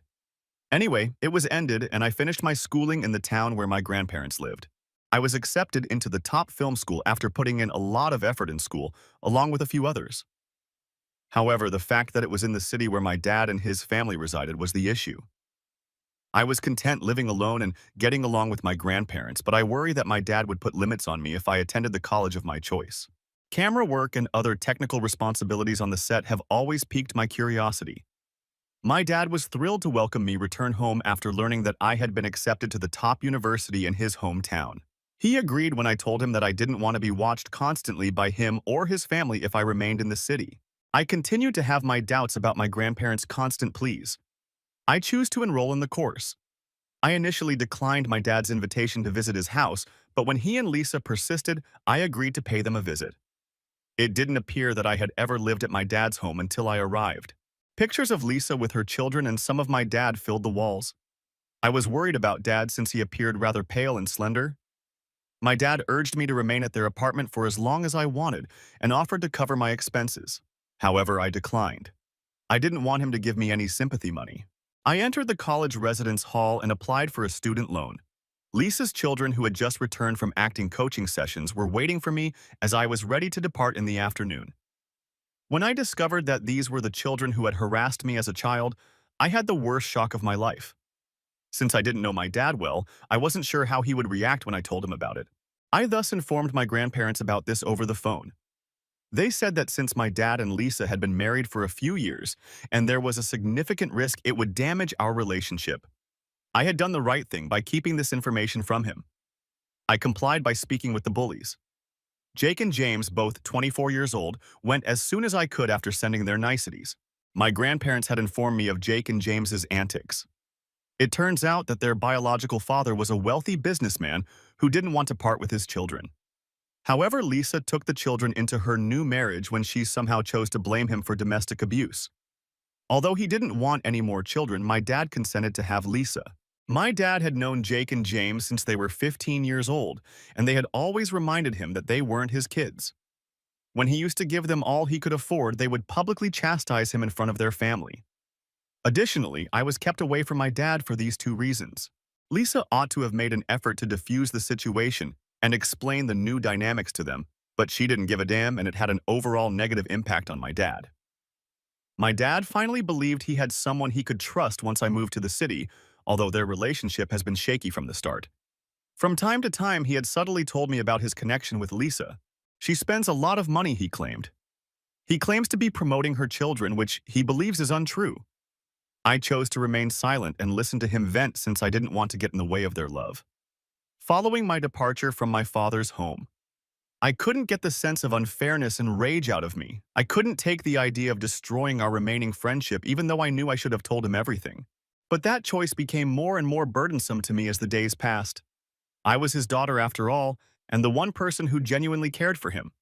With no respect for the man my father was Lisa, and her kids were just robbing him of his fortune in life. I received an unexpected call 2 months later. My dad had been admitted to the hospital. I hurried to the hospital even though I couldn't receive many specifics over the phone. Lisa was seated in the waiting area, acting worried when I got there. Since Lisa said that her children were very close to my dad, I was curious as to where they were and knew she didn't really care that they weren't present. I visited my dad as soon as the doctor permitted guests. There he lay sickly and pallid. Seeing him in that state shattered my heart. What a contrast to the powerful man I used to know. He tried to say something, but he could hardly talk. I apologize for all of this. My eyes began to flood up with tears, but before I could react, Lisa entered the room wearing her phony grin. "Oh no. Are you already here?" I became even more upset with her genuine and sweet tone. "Although your father is feeling somewhat better, the doctors advise him to get plenty of rest. For the time being, I believe we should leave him alone." I took a step back, my blood boiling. I made the decision to tell him everything as soon as he recovered. He needed to learn the truth about Lisa and her kids. I stayed late that night at the hospital, but Lisa urged that I go home, promising to take care of everything. I went to my dorm reluctantly, but I was unable to fall asleep. When I arrived at the hospital early the following morning, my father's room was deserted. In a panic, I approached a nurse and she told me that Lisa had ordered his discharge earlier that morning. How is that possible? The day prior, he could hardly talk. And why hadn't she told me she had taken him out? There was a terrible problem. When I finally made it to the estate, the scene I saw chilled my blood. As like nothing was wrong, Lisa was laughing with her boys Jake and James while relaxing by the pool. It was as though my father wasn't dying. Desperate to find him, I barged into the home and saw him laying alone in a bedroom upstairs, clearly weak and confused. I tried to wake Dad by crying. Bewildered, he opened his eyes slowly. "She took you out of the hospital. But why? In order for her to enjoy herself with her children, you need medical attention." As though he was unaware of what was going on, he shook his head. Then from the hallway, I heard Lisa laughing. I was in a fit of anger. I had never felt anything before. I strode over to her and began interrogating her. "You took my father out of the hospital, but why?" "He need attention. And you're here pretending that nothing is wrong." Unfazed? Lisa slowly got to her feet and turned to face me, still grinning cynically. "Oh no, he will be all right. You don't have to overreact. In addition, you are aware of his stubbornness. He desired to return home." She was lying, and I knew it. The final straw was that I immediately made the decision to see the family lawyer. Because when I got to the lawyer's office, I had a feeling that there was a lot more going on than I had anticipated. I was stunned by the news I received. My father's will was something Lisa had been attempting to change. She had persuaded my father to sign papers that gave her and her kids a sizable share of his assets while he was weak. I could no longer contain my rage. Lisa was attempting to steal all of it. The legacy that my father had worked so hard to create. That also applied to what was properly mine. However, I couldn't afford to ignore it without telling her. My father had put a proviso in his original will, the lawyer told me. Any modifications made under dubious circumstances would be immediately invalid. Equipped with this knowledge, I made my way back to the mansion with a strategy. I began covertly collecting evidence since I knew Lisa would try to conceal what she was doing. She was clearly waiting for my father to pass away so they could steal everything, so I started recording her discussions with Jake and James. I was aware that they would quickly remove me and seize control of everything when Dad died. But an unforeseen circumstance occurred before they could carry out their strategy. In a flash of insight, my already frail father summoned me to his room. He continued in a quiet but resolute voice. I know what Lisa was doing. I was not strong enough to fight. However, you must put an end to this. He authorized me to do whatever needed to be done. I knew there would be no more uncertainty at that precise time. I collected all of my available evidence and presented it in court.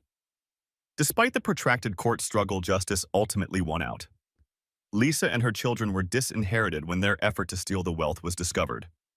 The last shock was learning that Lisa had accrued debt from unsuccessful investments and was now insolvent in addition to losing access to the inheritance. Once showing off her opulent lifestyle, she was now living with distant cousins and was completely destroyed. In my case, my father and I were able to reestablish some of our lost bond over time. A few months later, Dad died away, but not before I made sure his desires had been honored, and that I would not allow the self-serving ambitions of those who never really cared for him to ruin his memory. Lisa made many unsuccessful attempts to appeal. Every additional loss served as evidence that justice had at last been done. I was quite relieved when the legal struggle was over, but I also felt a great deal of responsibility. Now that I was in charge of my father's legacy, I was committed to upholding and safeguarding it for myself as much as for him. I was aware that what had happened could not define who I was. I needed to get over it, create something bigger, and prove to myself and everyone else that I wasn't just a daughter vying for a share in the family business. I was a lady who could forge her own way. I immersed myself in studying as much as I could about investing and business. I read a ton of books about business and wealth management, went to seminars, and asked financial advisors for assistance. Every action I took was deliberate and based on the values my father had instilled in me. Put in a lot of effort. Never compromise your integrity and follow your gut. I didn't want to depend on my father's legacy alone. My goal was to expand upon it and make it even better. And it was successful. My investments began to increase in value. I invested in technology and made investments in potential firms. Before long, I was earning more money than I had ever dreamed of. What began as a small portfolio grew into an empire worth millions of dollars. In recognition of my father's contributions to the film business, I had expanded into the stock market, real estate, and even the producing sector. However, money wasn't the only factor in success. Along the way, I discovered something far more worthwhile: my own opinion of myself. I discovered that I was strong, capable, and resourceful. I no longer felt like a girl cast into the background by a stepmother who wanted to remove me from my father's life, or like an abandoned daughter. I had made myself into who I was, one based on tenacity and resolve. Amidst everything, I found my true love. I was first dubious. I was worried that the wrong type of attention would be drawn to my money. However, he disproved me. Neither my businesses nor my bank account mattered to him.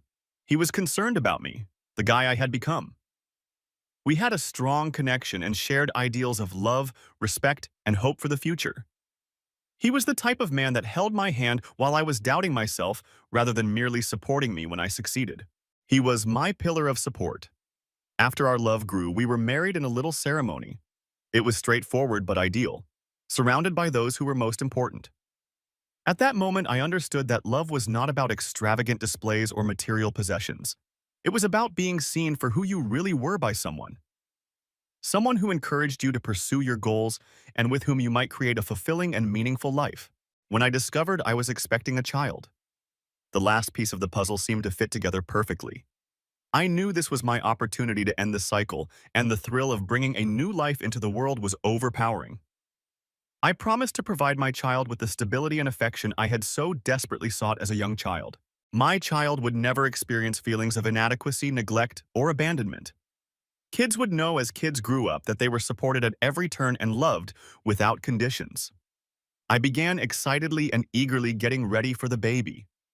From the tiniest touches to the bigger pieces, my spouse and I designed a nursery that exudes coziness and thoughtfulness.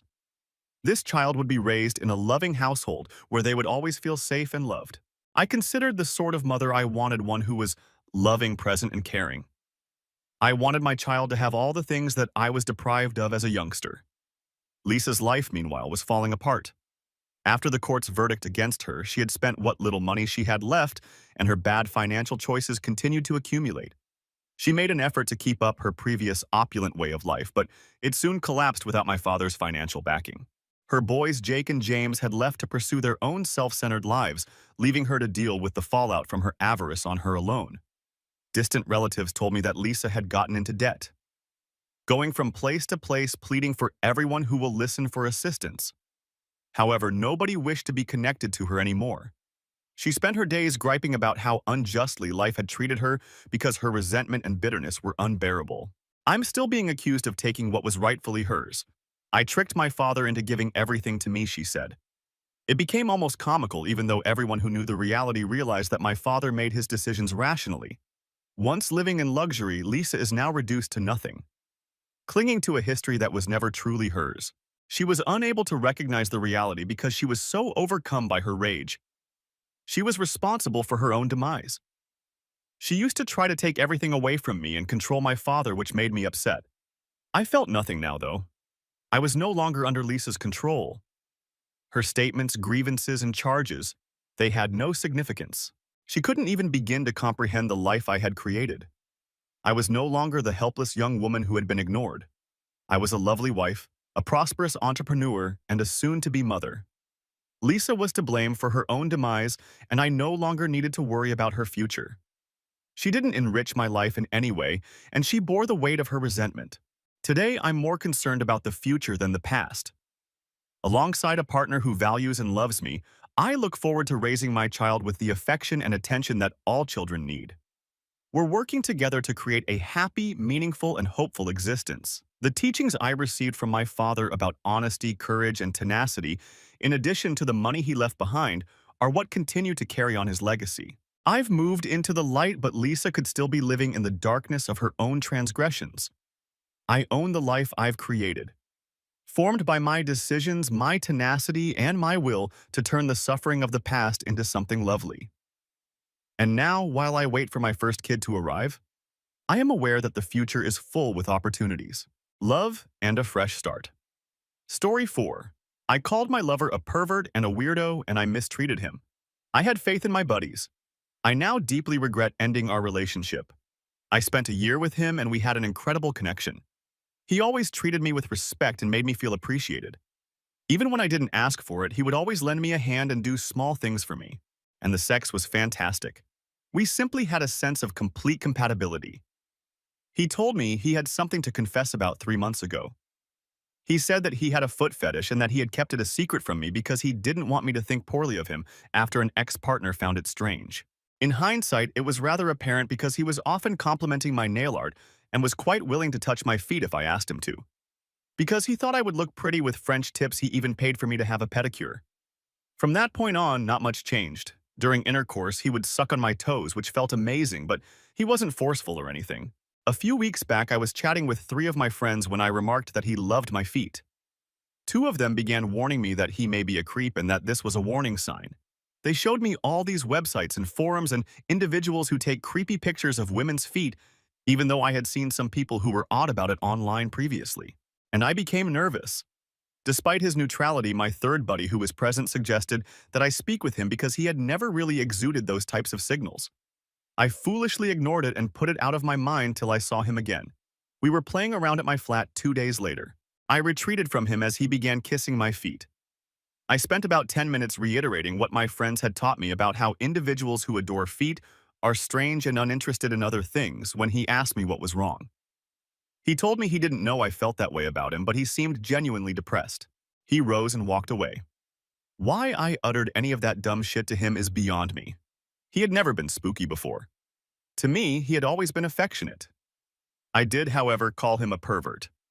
I instantly turned to my pals after that, and they informed me that he had been verified. He departed, making him one of those scary feet men, rather than speaking with me and offering an apology. Despite my impartial friend's repeated advice to speak with him, I spent 2 days wondering whether there was something wrong with him. I texted him when he didn't get back to me. "We must discuss our friendship." He returned the text. He promised to visit that evening, and he did. "I'm not going to stay with someone who thinks I'm a predator," he remarked, carrying a box of my belongings that I had left at his house. Then he just turned to go. I remained silent in shock, but that soon gave way to rage. I simply believed they were correct. What a FING creep he is. I'm relieved he's gone. When I went to my friends once more, they promised to help me move on from him and find a normal person. Once more, my impartial buddy counseled me against ending my relationship in this manner. However, I am a fool. I'm awful. I deserve everything because I'm a piece of garbage. I've been thinking about him every night for the last month, and the more I think about it, the larger the pit in my stomach becomes. A week ago, everything blew out. When I became really inebriated, I suddenly had that terrible revelation. Nothing caused me to lose the man I loved. Nothing. I would never be with him again since it was my own effing fault. I contacted both of my friends who had invited me out as I was crying uncontrollably. Along with a few other things I won't go into here, I informed them that I never wanted to see them again. On everything, I blocked them. I couldn't stand to talk to my other buddy, even though she attempted to contact me. I called him at around 1 in the morning. It got through since he hadn't blocked me. I pleaded with him to return me. I shared what my buddies had told me with him. He wasn't a pervert, I told him, and I should never have said anything to him. I assured him that I trusted him, that I loved him more than anything, that I would never believe he was a weirdo, because I know he isn't like that, and that he could do anything he wanted with any part of my body. Eventually, he interrupted me. He asked me to stop drinking and go to bed if I was doing so. He sounded so depressed, and it broke my heart all over again. I didn't answer when he tried to phone me earlier tonight. He could tell me to just F and leave him alone, and I'm so freaking afraid of it. I am aware that I would merit it. I can't do it even though I know I deserve worse. I'm incredibly in love with him. I require him. All I want is for him to touch me anywhere he pleases and hug me once again. Additionally, let me know that he pardons me. Every time I consider the possibility that he may never be with me again, I feel like throwing up. If only I weren't so dumb at it. I texted him to let him know that if he wanted to chat, I would give him a call back tomorrow. That would be all right, he said. About my buddies, too, I will attempt to speak with each of the 3 of them. The more I think about it, the more I recall small facts that suggest they never truly loved my ex, so I'm still going to cut off the 2 that drove me to this, my other companion. Tomorrow, I'll attempt to call. I must also sincerely apologize to her. I came to the realization that despite any pressure, I am solely to blame for this. I shouldn't have talked to them about my ex's obsession because I should have taken the time to realize that he wasn't who they were portraying him as. I told them that he thought my feet were attractive, but I never really talked about the sexual aspect of it. I shouldn't have brought it up. When we talk about it together, I'll tell him everything. I contacted him once more to ask whether he would be comfortable meeting in person instead of speaking on the phone. Instead, than apologizing over the phone, I would like to see him in person. I will be going over to see him at noon since he responded that he was okay with that. I want to provide some background on this matter before moving on to the next section. I realize that none of this absolves me in any way for what I have done. Those 3 pals of mine have been with me since high school. I've trusted them with many personal aspects about my life since we've always been so close. We all had many happy moments and supported one another at difficult times. In elementary and early high school, they were also my first close buddies. I didn't spend much time with other children and kept a lot to myself. Although I now have new pals, I don't trust anyone as much as I did them. I believe that many of you are correct when you remark that I lack courage and have allowed them to make all of my decisions. Now that I think about it, I can't recall ever choosing what we did on a given day where we ate or anything else. I was the same way with my ex, letting him choose everything he wanted. Even when he asked me directly what I wanted, I'm aware that none of it justifies my weakness, but that's how I've always been. I have already found a few therapists that take my insurance and I will give them a call to make an appointment. After going over a few of these comments, the idea of him bringing me back and me doing something terrible to him again is making me more and more afraid. I'm taking down some notes to help me organize my thoughts on what I should say to him, but I'm not sure if I should tell him any of this. Well prepared. I'll start by saying I'm sorry for what I did to him. Even if it's everything I can do to escape before he goes, I will apologize to him and promise to follow his decision even if it means I won't see him again. I appreciate your remarks. Although I am aware of my shortcomings, I will make an effort to improve, and I will become someone he deserves to be with if he does bring me back. If anything changes, I'll probably give an update later. Third edit. I recently returned from a meeting with him and I anticipate penning a significant amount of the update. Is it better to create a completely new thread or simply modify it into existing post? Before I begin, is there a final edit? Nothing in this update should be interpreted as a self-absolution of blame or guilt. I acknowledge that I made a mistake and that I alone am to blame. I'm not attempting to minimize that or my actions. A park is located around midway between our two locations. We agreed to meet there. I was somewhat anxious when I saw him approaching because I had arrived a few minutes earlier than he did. The want to weep came, but I suppressed it. I didn't want to give him the impression that I was attempting to control him. He held me, which made it worse, but I was able to gather myself. I told him straight out that I was messed up when he inquired how I was doing. He told me he was well when I asked him the same question, but his expression was still the same dejected one from when I had last seen him. Before we discussed anything else, I asked him if I could tell him anything and took out the message I had written apologizing. I apologized to him for everything. I apologized for giving him a sense of insecurity. I apologized for ever suggesting he was a pervert. I apologized for violating his confidence by disclosing our sexual activity to others. I apologized for not getting back to him. I apologized for not defending him. I apologized for not defending myself and allowing anything other than the two of us to influence how I felt about him. I apologized for not communicating with him sooner and for keeping him in the dark for a month. I apologized for my inebriated tirade, for attempting to sway his feelings to return to me, and most importantly, for giving him the impression that I still believed he was a pervert. I apologized for injuring him in the same manner as his former partner. I realized he was crying at one point, and I was at my breaking point, and as I finished reading it to him, I started crying. I expressed my genuine happiness with him and hoped that he wouldn't be deterred from pursuing his fetish with anybody else in the future. We shared a few tears together when he thanked me. He began by telling me that he had phoned because two of my friends had called to express their concern for me and to share some of the events that had occurred. Together with one of the two friends who had given me the information regarding foot fetishes, it was the neutral friend. He wanted to talk about more essential things, so I didn't ask any more questions and didn't receive many details, but I suppose I could obtain the facts straight from one of them. After he told me this, I was a little disappointed and afraid that he would believe I was using my friends to attempt to influence him, but he soon moved on. He filled me in on his ex's entire tale. About 2 years prior, they had been together for a longer period of time than we had. He disclosed his fetish to her. The difference was that it made her feel unpleasant right away. No matter how much he pleaded, she informed him she was going and vowed never to bring it up again. However, he later informed me that what I had done made him feel even worse since it appeared as though I had welcomed him before stabbing him in the back. I let him continue even though I wanted to drop to my knees and ask for forgiveness. Eventually, we both became silent for a bit before he inquired as to whether we were finished. I realized that I ought to have shown strength by telling him that I would accept his choice. I'm weak, though. I questioned him about the possibility that we may still be together. He admitted to me that although he still had love for me, he couldn't bear the thought of me causing him pain once more. I told my pals about it and that I wanted to start going to therapy. He informed me that although he was pleased with what I was doing, it didn't make him change his mind. He indicated that when I've worked on myself, there could be a possibility in the future, but for now he was too hurt. It seems to me that he said it only to protect me from harm. I had to resist the impulse to sprint after him as we said our goodbyes and gave each other another embrace. Although I'm aware that I made a mistake in the end, I'm taking action to ensure that it doesn't happen again. I'm going to give the neutral friend a call and ask her if she'll pardon me for not speaking to her as well. In order to prevent me from feeling the need to annoy him, she might be able to come over and conceal my phone from me. Regarding my other two buddies, I have no idea. As of right now, I know nothing. I've been sobbing for approximately 5 of the past 6 hours and I'm almost done. I've only slept for around 3 hours. I'm thinking about simply trying to get some sleep and then searching for therapists in the morning.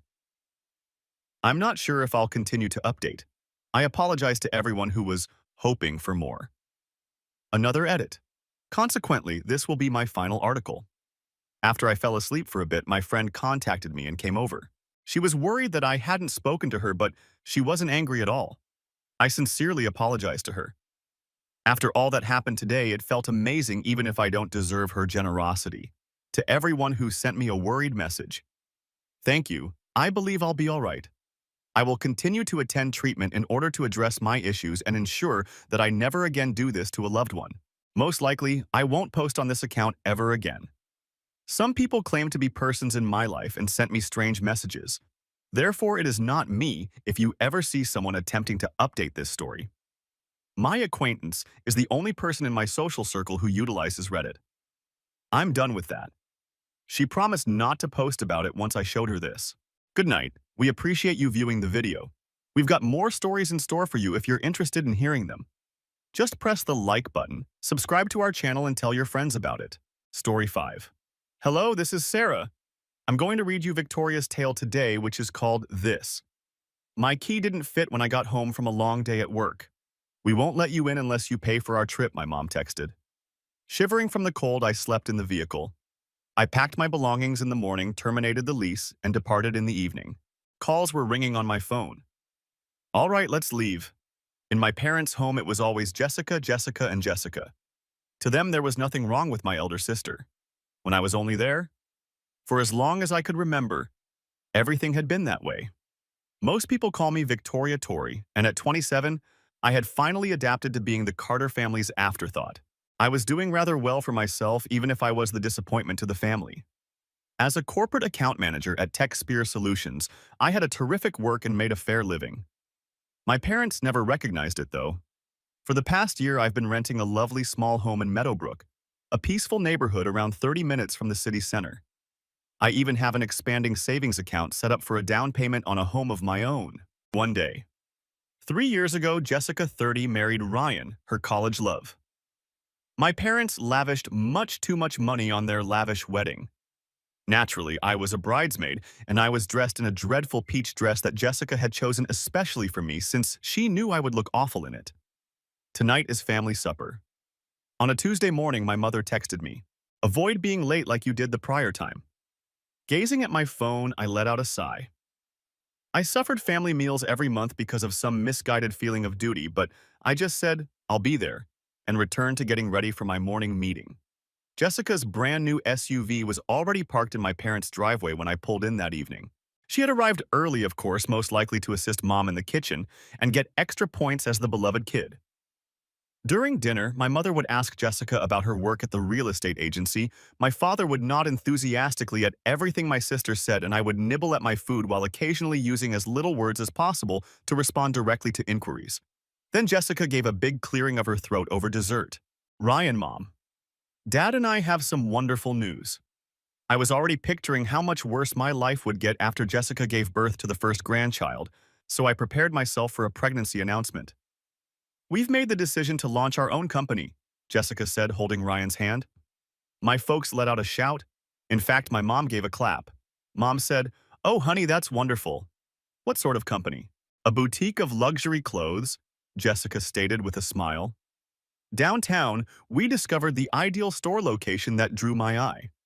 I put a lot of effort into earning my degree in business management. Have you conducted a market research by attempting to maintain a neutral tone in contrast to Jessica, who barely passed her real estate license exam? Retail in the downtown area may be quite competitive. Jessica rolled her eyes. "Don't worry just yet. You don't have to think about everything all the time." "I'm not thinking too much. These are fundamental business inquiries. Have you determined the initial expenses, anticipated income? Timeline for breaking even? You see, this is the reason no one enjoys speaking with you." Jessica lost her temper. "You have no knowledge of retail fashion. I'm passionate about this." Jessica straightened her posture. "There's actually one more item. To begin, we require some funding." There was silence in the room. I sensed that things was headed in a negative direction. We hoped you could assist us, Jessica said, still glancing at our parents. After the business takes off, you might want to get a mortgage on the property. We'll reimburse you plus interest. It's a given. My mouth fell open. It's been 30 years since they left that house. In a sense, it paid off. It is a really bad concept. Before I could stop myself, I blurted out, "You can't rest your house on a business that hasn't even begun yet, Mom and Dad. Not a retail company with such a high failure rate in particular." Jessica's voice rose as she emphasized that the firm would not fail. God, Tori, you're just envious because you're wasting your life in that corporate drone job while Ryan and I are taking a risk on something we believe in. Feeling envious, I said it again incredulously. My goal is to prevent my parents from becoming homeless. No, you're attempting to prevent my success. Jessica got to her feet and yelled, "You have always been envious of me now. The idea that I could succeed and earn more money than you with your fancy business degree is too much for you to handle." The artificial tears that Jessica had mastered to gain what she wanted were now in her eyes. I got up and left the table. This is absurd. I refuse to sit here and be held accountable for actions I haven't taken. Please consider this thoroughly before making any judgments, parents. Mom answered, "We will, sweetheart," but it was obvious from her tone whose side she supported. I drove home after bidding my folks farewell and ignoring my sister and her husband. The sinking sensation in my gut persisted. I was fully aware of what would occur. Jessica would manipulate while crying.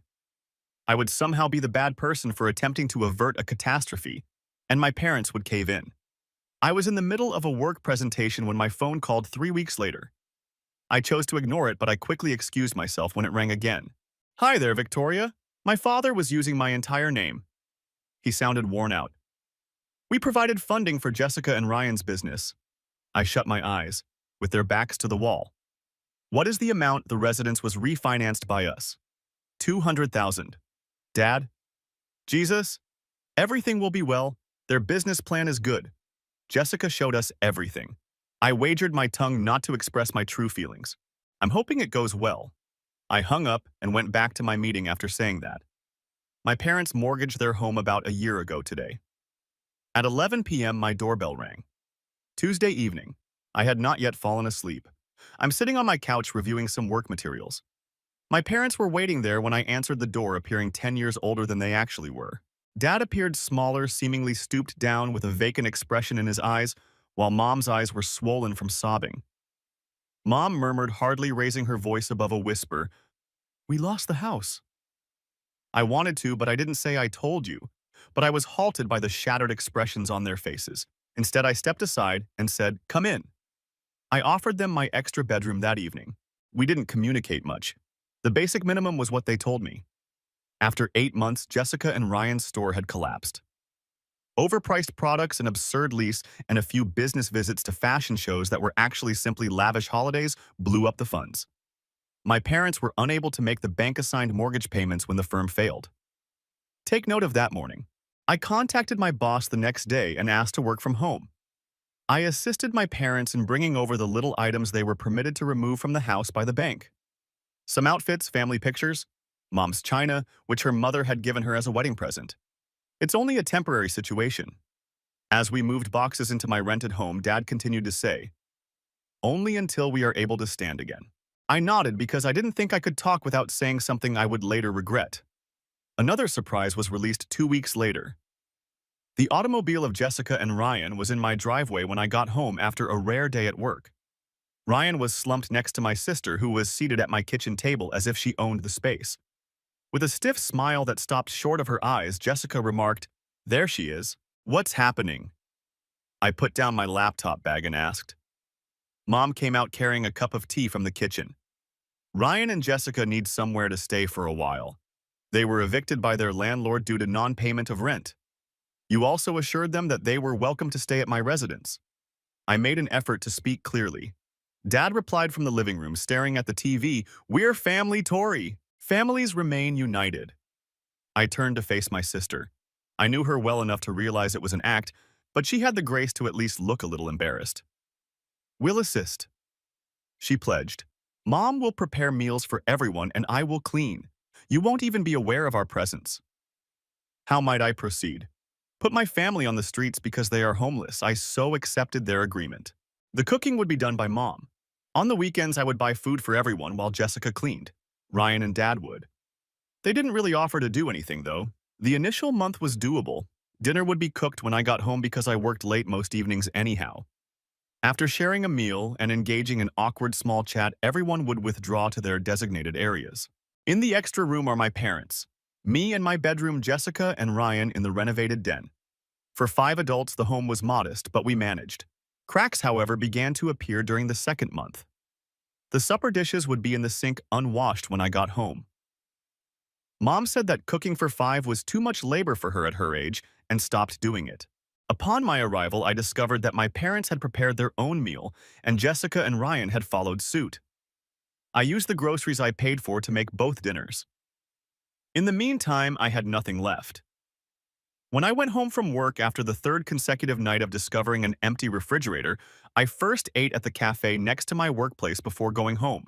I didn't need the extra cost, but it was preferable to starvation. The cleaning that Jessica pledged to do on the weekends got increasingly irregular. She had an explanation for everything. Her new part-time work had left her exhausted. She was suffering from a headache. In order to network for greater job chances, she was making acquaintances. I'd had enough one Saturday morning in the midst of the third month. I spent the weekend reading a novel that I had been attempting to complete for weeks rather than going to the grocery store like I usually did. The refrigerator was empty when my family got back from seeing some relatives in the afternoon. Not knocking, Mom barged into my room. She replied accusingly, "There is no food in the house. Saturday is here. On Saturdays, you always go shopping." Today, I made the decision not to. I spoke in a relaxed tone. "When did you intend to inform us that we were hungry?" I put down my book. Purchasing groceries that vanish before I can consume them is something I'm sick of. Everyone is now able to purchase their own meals. Mom's face became frighteningly crimson. "Following everything that we have done for you." "Done for me," I interrupted her. "My residence is yours without any rent. I only requested that Jessica clean and you cook. These two things are no longer occurring." Then she turned and bounded off. In the living room, I could hear her grumbling to Dad and Jessica, who were raising their voices in outrage. I returned to my reading after plugging in my ears. For a week, they were treated in silence. It seemed innocent, yet somehow serene. I purchased a little mini fridge from my bedroom and filled it with my own groceries. No one talked to me as I entered and departed from the residence. The Cold War in my home eventually subsided. One evening, while I was carrying my takeaway food to my room, my mother came up to me. "Can we discuss Victoria?" As usual, when she was attempting to seem serious, she requested using my entire name. After giving her a nod, I went to the kitchen table with her. Ryan, Dad, and Jessica were already seated there, all of them wearing serious expressions. "We have been considering." Mom began looking around for encouragement from the others. "Lately, things have not been going well." Jessica said, "We want to fix it," in a softer than normal voice. "We are aware that we haven't been doing our share." I arched an eyebrow but said nothing. "We would wish to return to our initial setup." Mom went on. "On the weekends, Jessica will clean and I will prepare dinner for everyone. Whether you'll resume your grocery shopping." I looked at their faces to see whether they were honest. Dad was unable to look me in the eye. Ryan was using a paper napkin as a fidget. Jessica was trying her hardest to appear apologetic, but I could see the thought process behind her face. "What caused the abrupt change of heart?" I inquired. Mom added, "We missed being a family. Furthermore, none of us can afford to continue purchasing food separately." That was at least truthful. I thought about what I could do. In all honesty, I missed eating healthy home-cooked meals, and although the quiet treatment was soothing, it was also isolating. "All right, I did agree at last, but that's it if things go wrong again. Not even in my own house will I be exploited." They all gave enthusiastic nods. In a matter of weeks, we were back to our previous arrangement. Everything went without a hitch. Mom prepared filling meals. On the weekends, Jessica did a complete cleaning, and I made sure the refrigerator was filled. It was bearable, but we weren't exactly the Brady Bunch. Then one early November evening, I sensed a change in the air. When I got home, the dinner table was already occupied by Mom, Dad, Jessica, and Ryan, but they all became silent as soon as I walked in. As I cleaned my hands and hung up my coat, they looked at each other. "What's happening?" I sat down at the table and inquired. Mom smiled too brightly as she presented the lasagna she had prepared. "All we were discussing was Thanksgiving." Isn't it just 2 weeks away taking the platter, I said. She gave me a hand. I should be able to assist with the cooking on the day of the event, but I have to work the day before. Around the table, there was another round of stares. In fact, Jessica remarked, putting her fork down. This year, we were considering doing something new. We reasoned that taking a little trip could help us decompress in light of everything that has transpired this year. I went on vacation to this beautiful lodge in Sedona around midnight. Dad exclaimed, becoming passionate all of a sudden. All the classic Thanksgiving fare is included in their special package, but none of the work. In addition, there is hiking and spa services. The pieces seem pricey. Glancing around the table, I made a statement. The sound of forks hitting plates was the only sound to break the silence once more. When no one spoke, I asked, "Do you want me to accompany you because, as I already stated, I have employment that week?" "Oh," Jessica responded hastily. "We know you can't come. We thus believe that now would be the ideal moment for us to go. You don't regret missing it." Then I put down my fork. "As everyone knows, I am unable to attend. Why are you sharing this trip itinerary with me?" More awkward quiet. "Do you want me to cover the cost?" "Flatly," I replied. A dawn of realization. "That's the point of this." Mom touched my hand as she reached across the table. "Not cover the cost." "That's right. Just lend a hand a bit. Everyone needs a vacation. It's been a really difficult year, Tori. You want me to pay for a trip that I will never take? You can afford it." With a trace of her typical entitlement returning to her voice, Jessica said, "We are all aware of your income. The point isn't that," I responded as my blood pressure increased. "The point is that you want me to cover the cost of a lavish vacation for 4 individuals who don't make any financial contributions to this home. We are related." As if that clarified anything, Dad remarked. "I'm not growing any younger, and neither is your mother. Ryan and I are still getting back on our feet financially, and we deserve to enjoy our golden years." Jessica also said, "Years may pass before we can get back on our feet." I took a look at each one in turn. It seems like these individuals simply view me as an ATM, even if they were meant to adore me. "I will no longer cover your vacation expenses. You'll be responsible for covering the cost if you choose to spend Thanksgiving at a resort. We can't afford it, though." Jessica got going. "I cut you off so you can't leave. That's the way money functions. You cannot have anything if you cannot afford it." For the first time, Ryan spoke out and remarked, "That's selfish, following everything that your family has done for you." I let out a brief, sour laugh. "What specifically have you done recently for me? Rent-free housing at my home. Consume the meal I have paid for. Don't hesitate to take advantage of my kindness." "We brought you up, Mom," she added, her voice shaking with either real passion or a strong act. "I've been making payments on the debt we made for you for months." "But I draw the line at funding luxury vacations," I responded. The remainder of the meal was spent in icy quiet. I excused myself as soon as I was done eating and locked the door behind me as I walked to my room. In the living room, I could hear them conversing in quiet, irate tones, but I turned on my television to block them out. All of them continued to ignore me the following morning. I arrived at work and concentrated on the large project I was in charge of. This became my new habit of staying late to avoid returning home to the poisonous environment. Late evenings and early mornings. I don't spend much time with my family. A week went by in this manner. The household tension was getting intolerable. No one was talking directly to me, however, sometimes when I entered a room, I heard people whispering to each other, and when they saw me, they stopped talking. A week prior to Thanksgiving, I worked past my regular hours at the office one evening to complete a project that needed to be finished before the holiday. It was almost midnight when I was done. There was nobody in the office. I was worn out after the cleaning crew had arrived and left. I just wanted to go home, get into bed, and take a nice shower. The streets were deserted at that hour on a weekday, and the trip home was peaceful.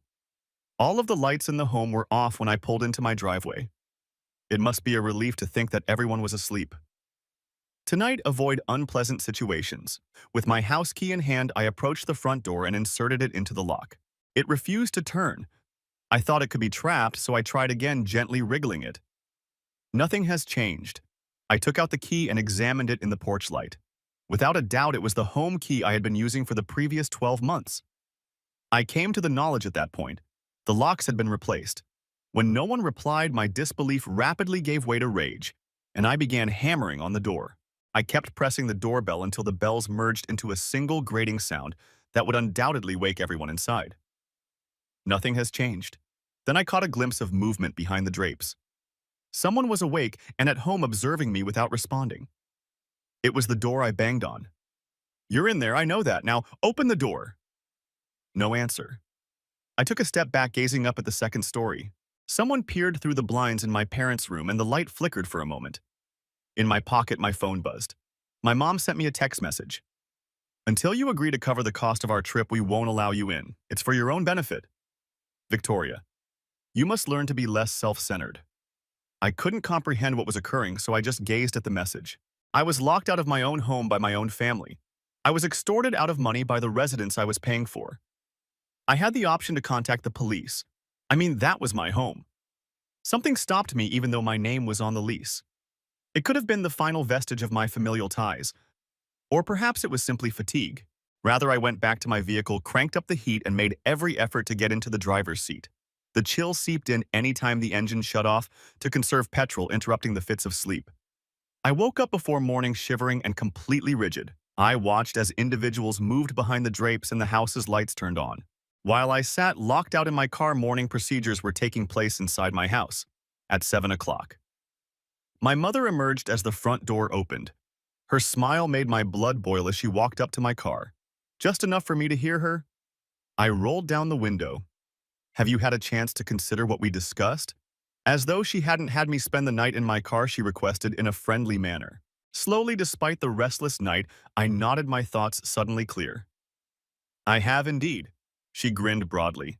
"Excellent. After that, you are free to return inside." Stretching my sore back, I got out of the car and followed her to the front door. Ryan, Jessica, and my father were eating breakfast at the kitchen table inside. As I entered, their looks a mix of smugness and fake worry. They glanced up. "Good morning, drowsyhead." Jessica grinned as she spoke. "Do you want pancakes?" I didn't answer. Rather, I went directly by them to my bedroom and shut the door. I informed my manager over the phone that I had to take a personal day due to family obligations. He was sympathetic. I seldom ever took a vacation. After that, I waited as I heard my family preparing for work. They walked out of the home one by one. Mom and Dad work part-time jobs. Ryan and Jessica to their daily activities. At 9 o'clock, the home was finally deserted. I hurried out of my closet. I took out the luggage I had saved from my previous trip. I carefully packed essential papers, clothing, toiletries, and a few sentimental objects. The rest might be swapped out. I then gave my landlord a call. "My lease must be terminated," I informed him. "Is there a problem with the house?" His voice was worried as he inquired. "It's a family matter, no?" I had to leave. I gave a quick explanation, omitting the more embarrassing aspects.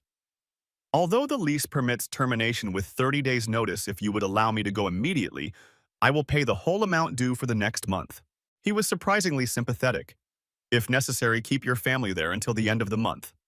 I'll take over after that." "No, fine, thank you," I remarked, truly appreciative. "Would you please do me another favor? Would you be able to inform them today? I would prefer not to engage in that discussion personally." "Of course," he said. "I will visit this afternoon." After it was resolved, I packed my car as full as possible with the heavier stuff. I made arrangements for a tiny unit by calling a storage provider. I then sent a text to my buddy Emma, who lived on the other side of town. She offered her guest room as soon as possible for as long I needed it. I had left by early afternoon. Nothing that I couldn't live without was left behind. For the first time in months, perhaps years, I felt a weird lightness as I drove away. The duties and expectations of my family were not weighing heavily on me. The calls and texts began to pour in that night. My parents and Jessica's texts, which ranged from irate accusations to heartfelt entreaties, were continuously buzzing on my phone. I turned off my phone altogether after ignoring them all. The receptionist at work contacted my office the next day. "Your relatives have come to visit you." They were waiting in the foyer as I came downstairs. Mom is weeping. Jessica's hands were wringing and Dad was grasping his chest dramatically. I ushered them out to converse. They pled and begged, vowing to change so as not to cause a scene in front of my coworkers. When the landlord evicted them at the end of the month, Mom cried because they had nowhere to go.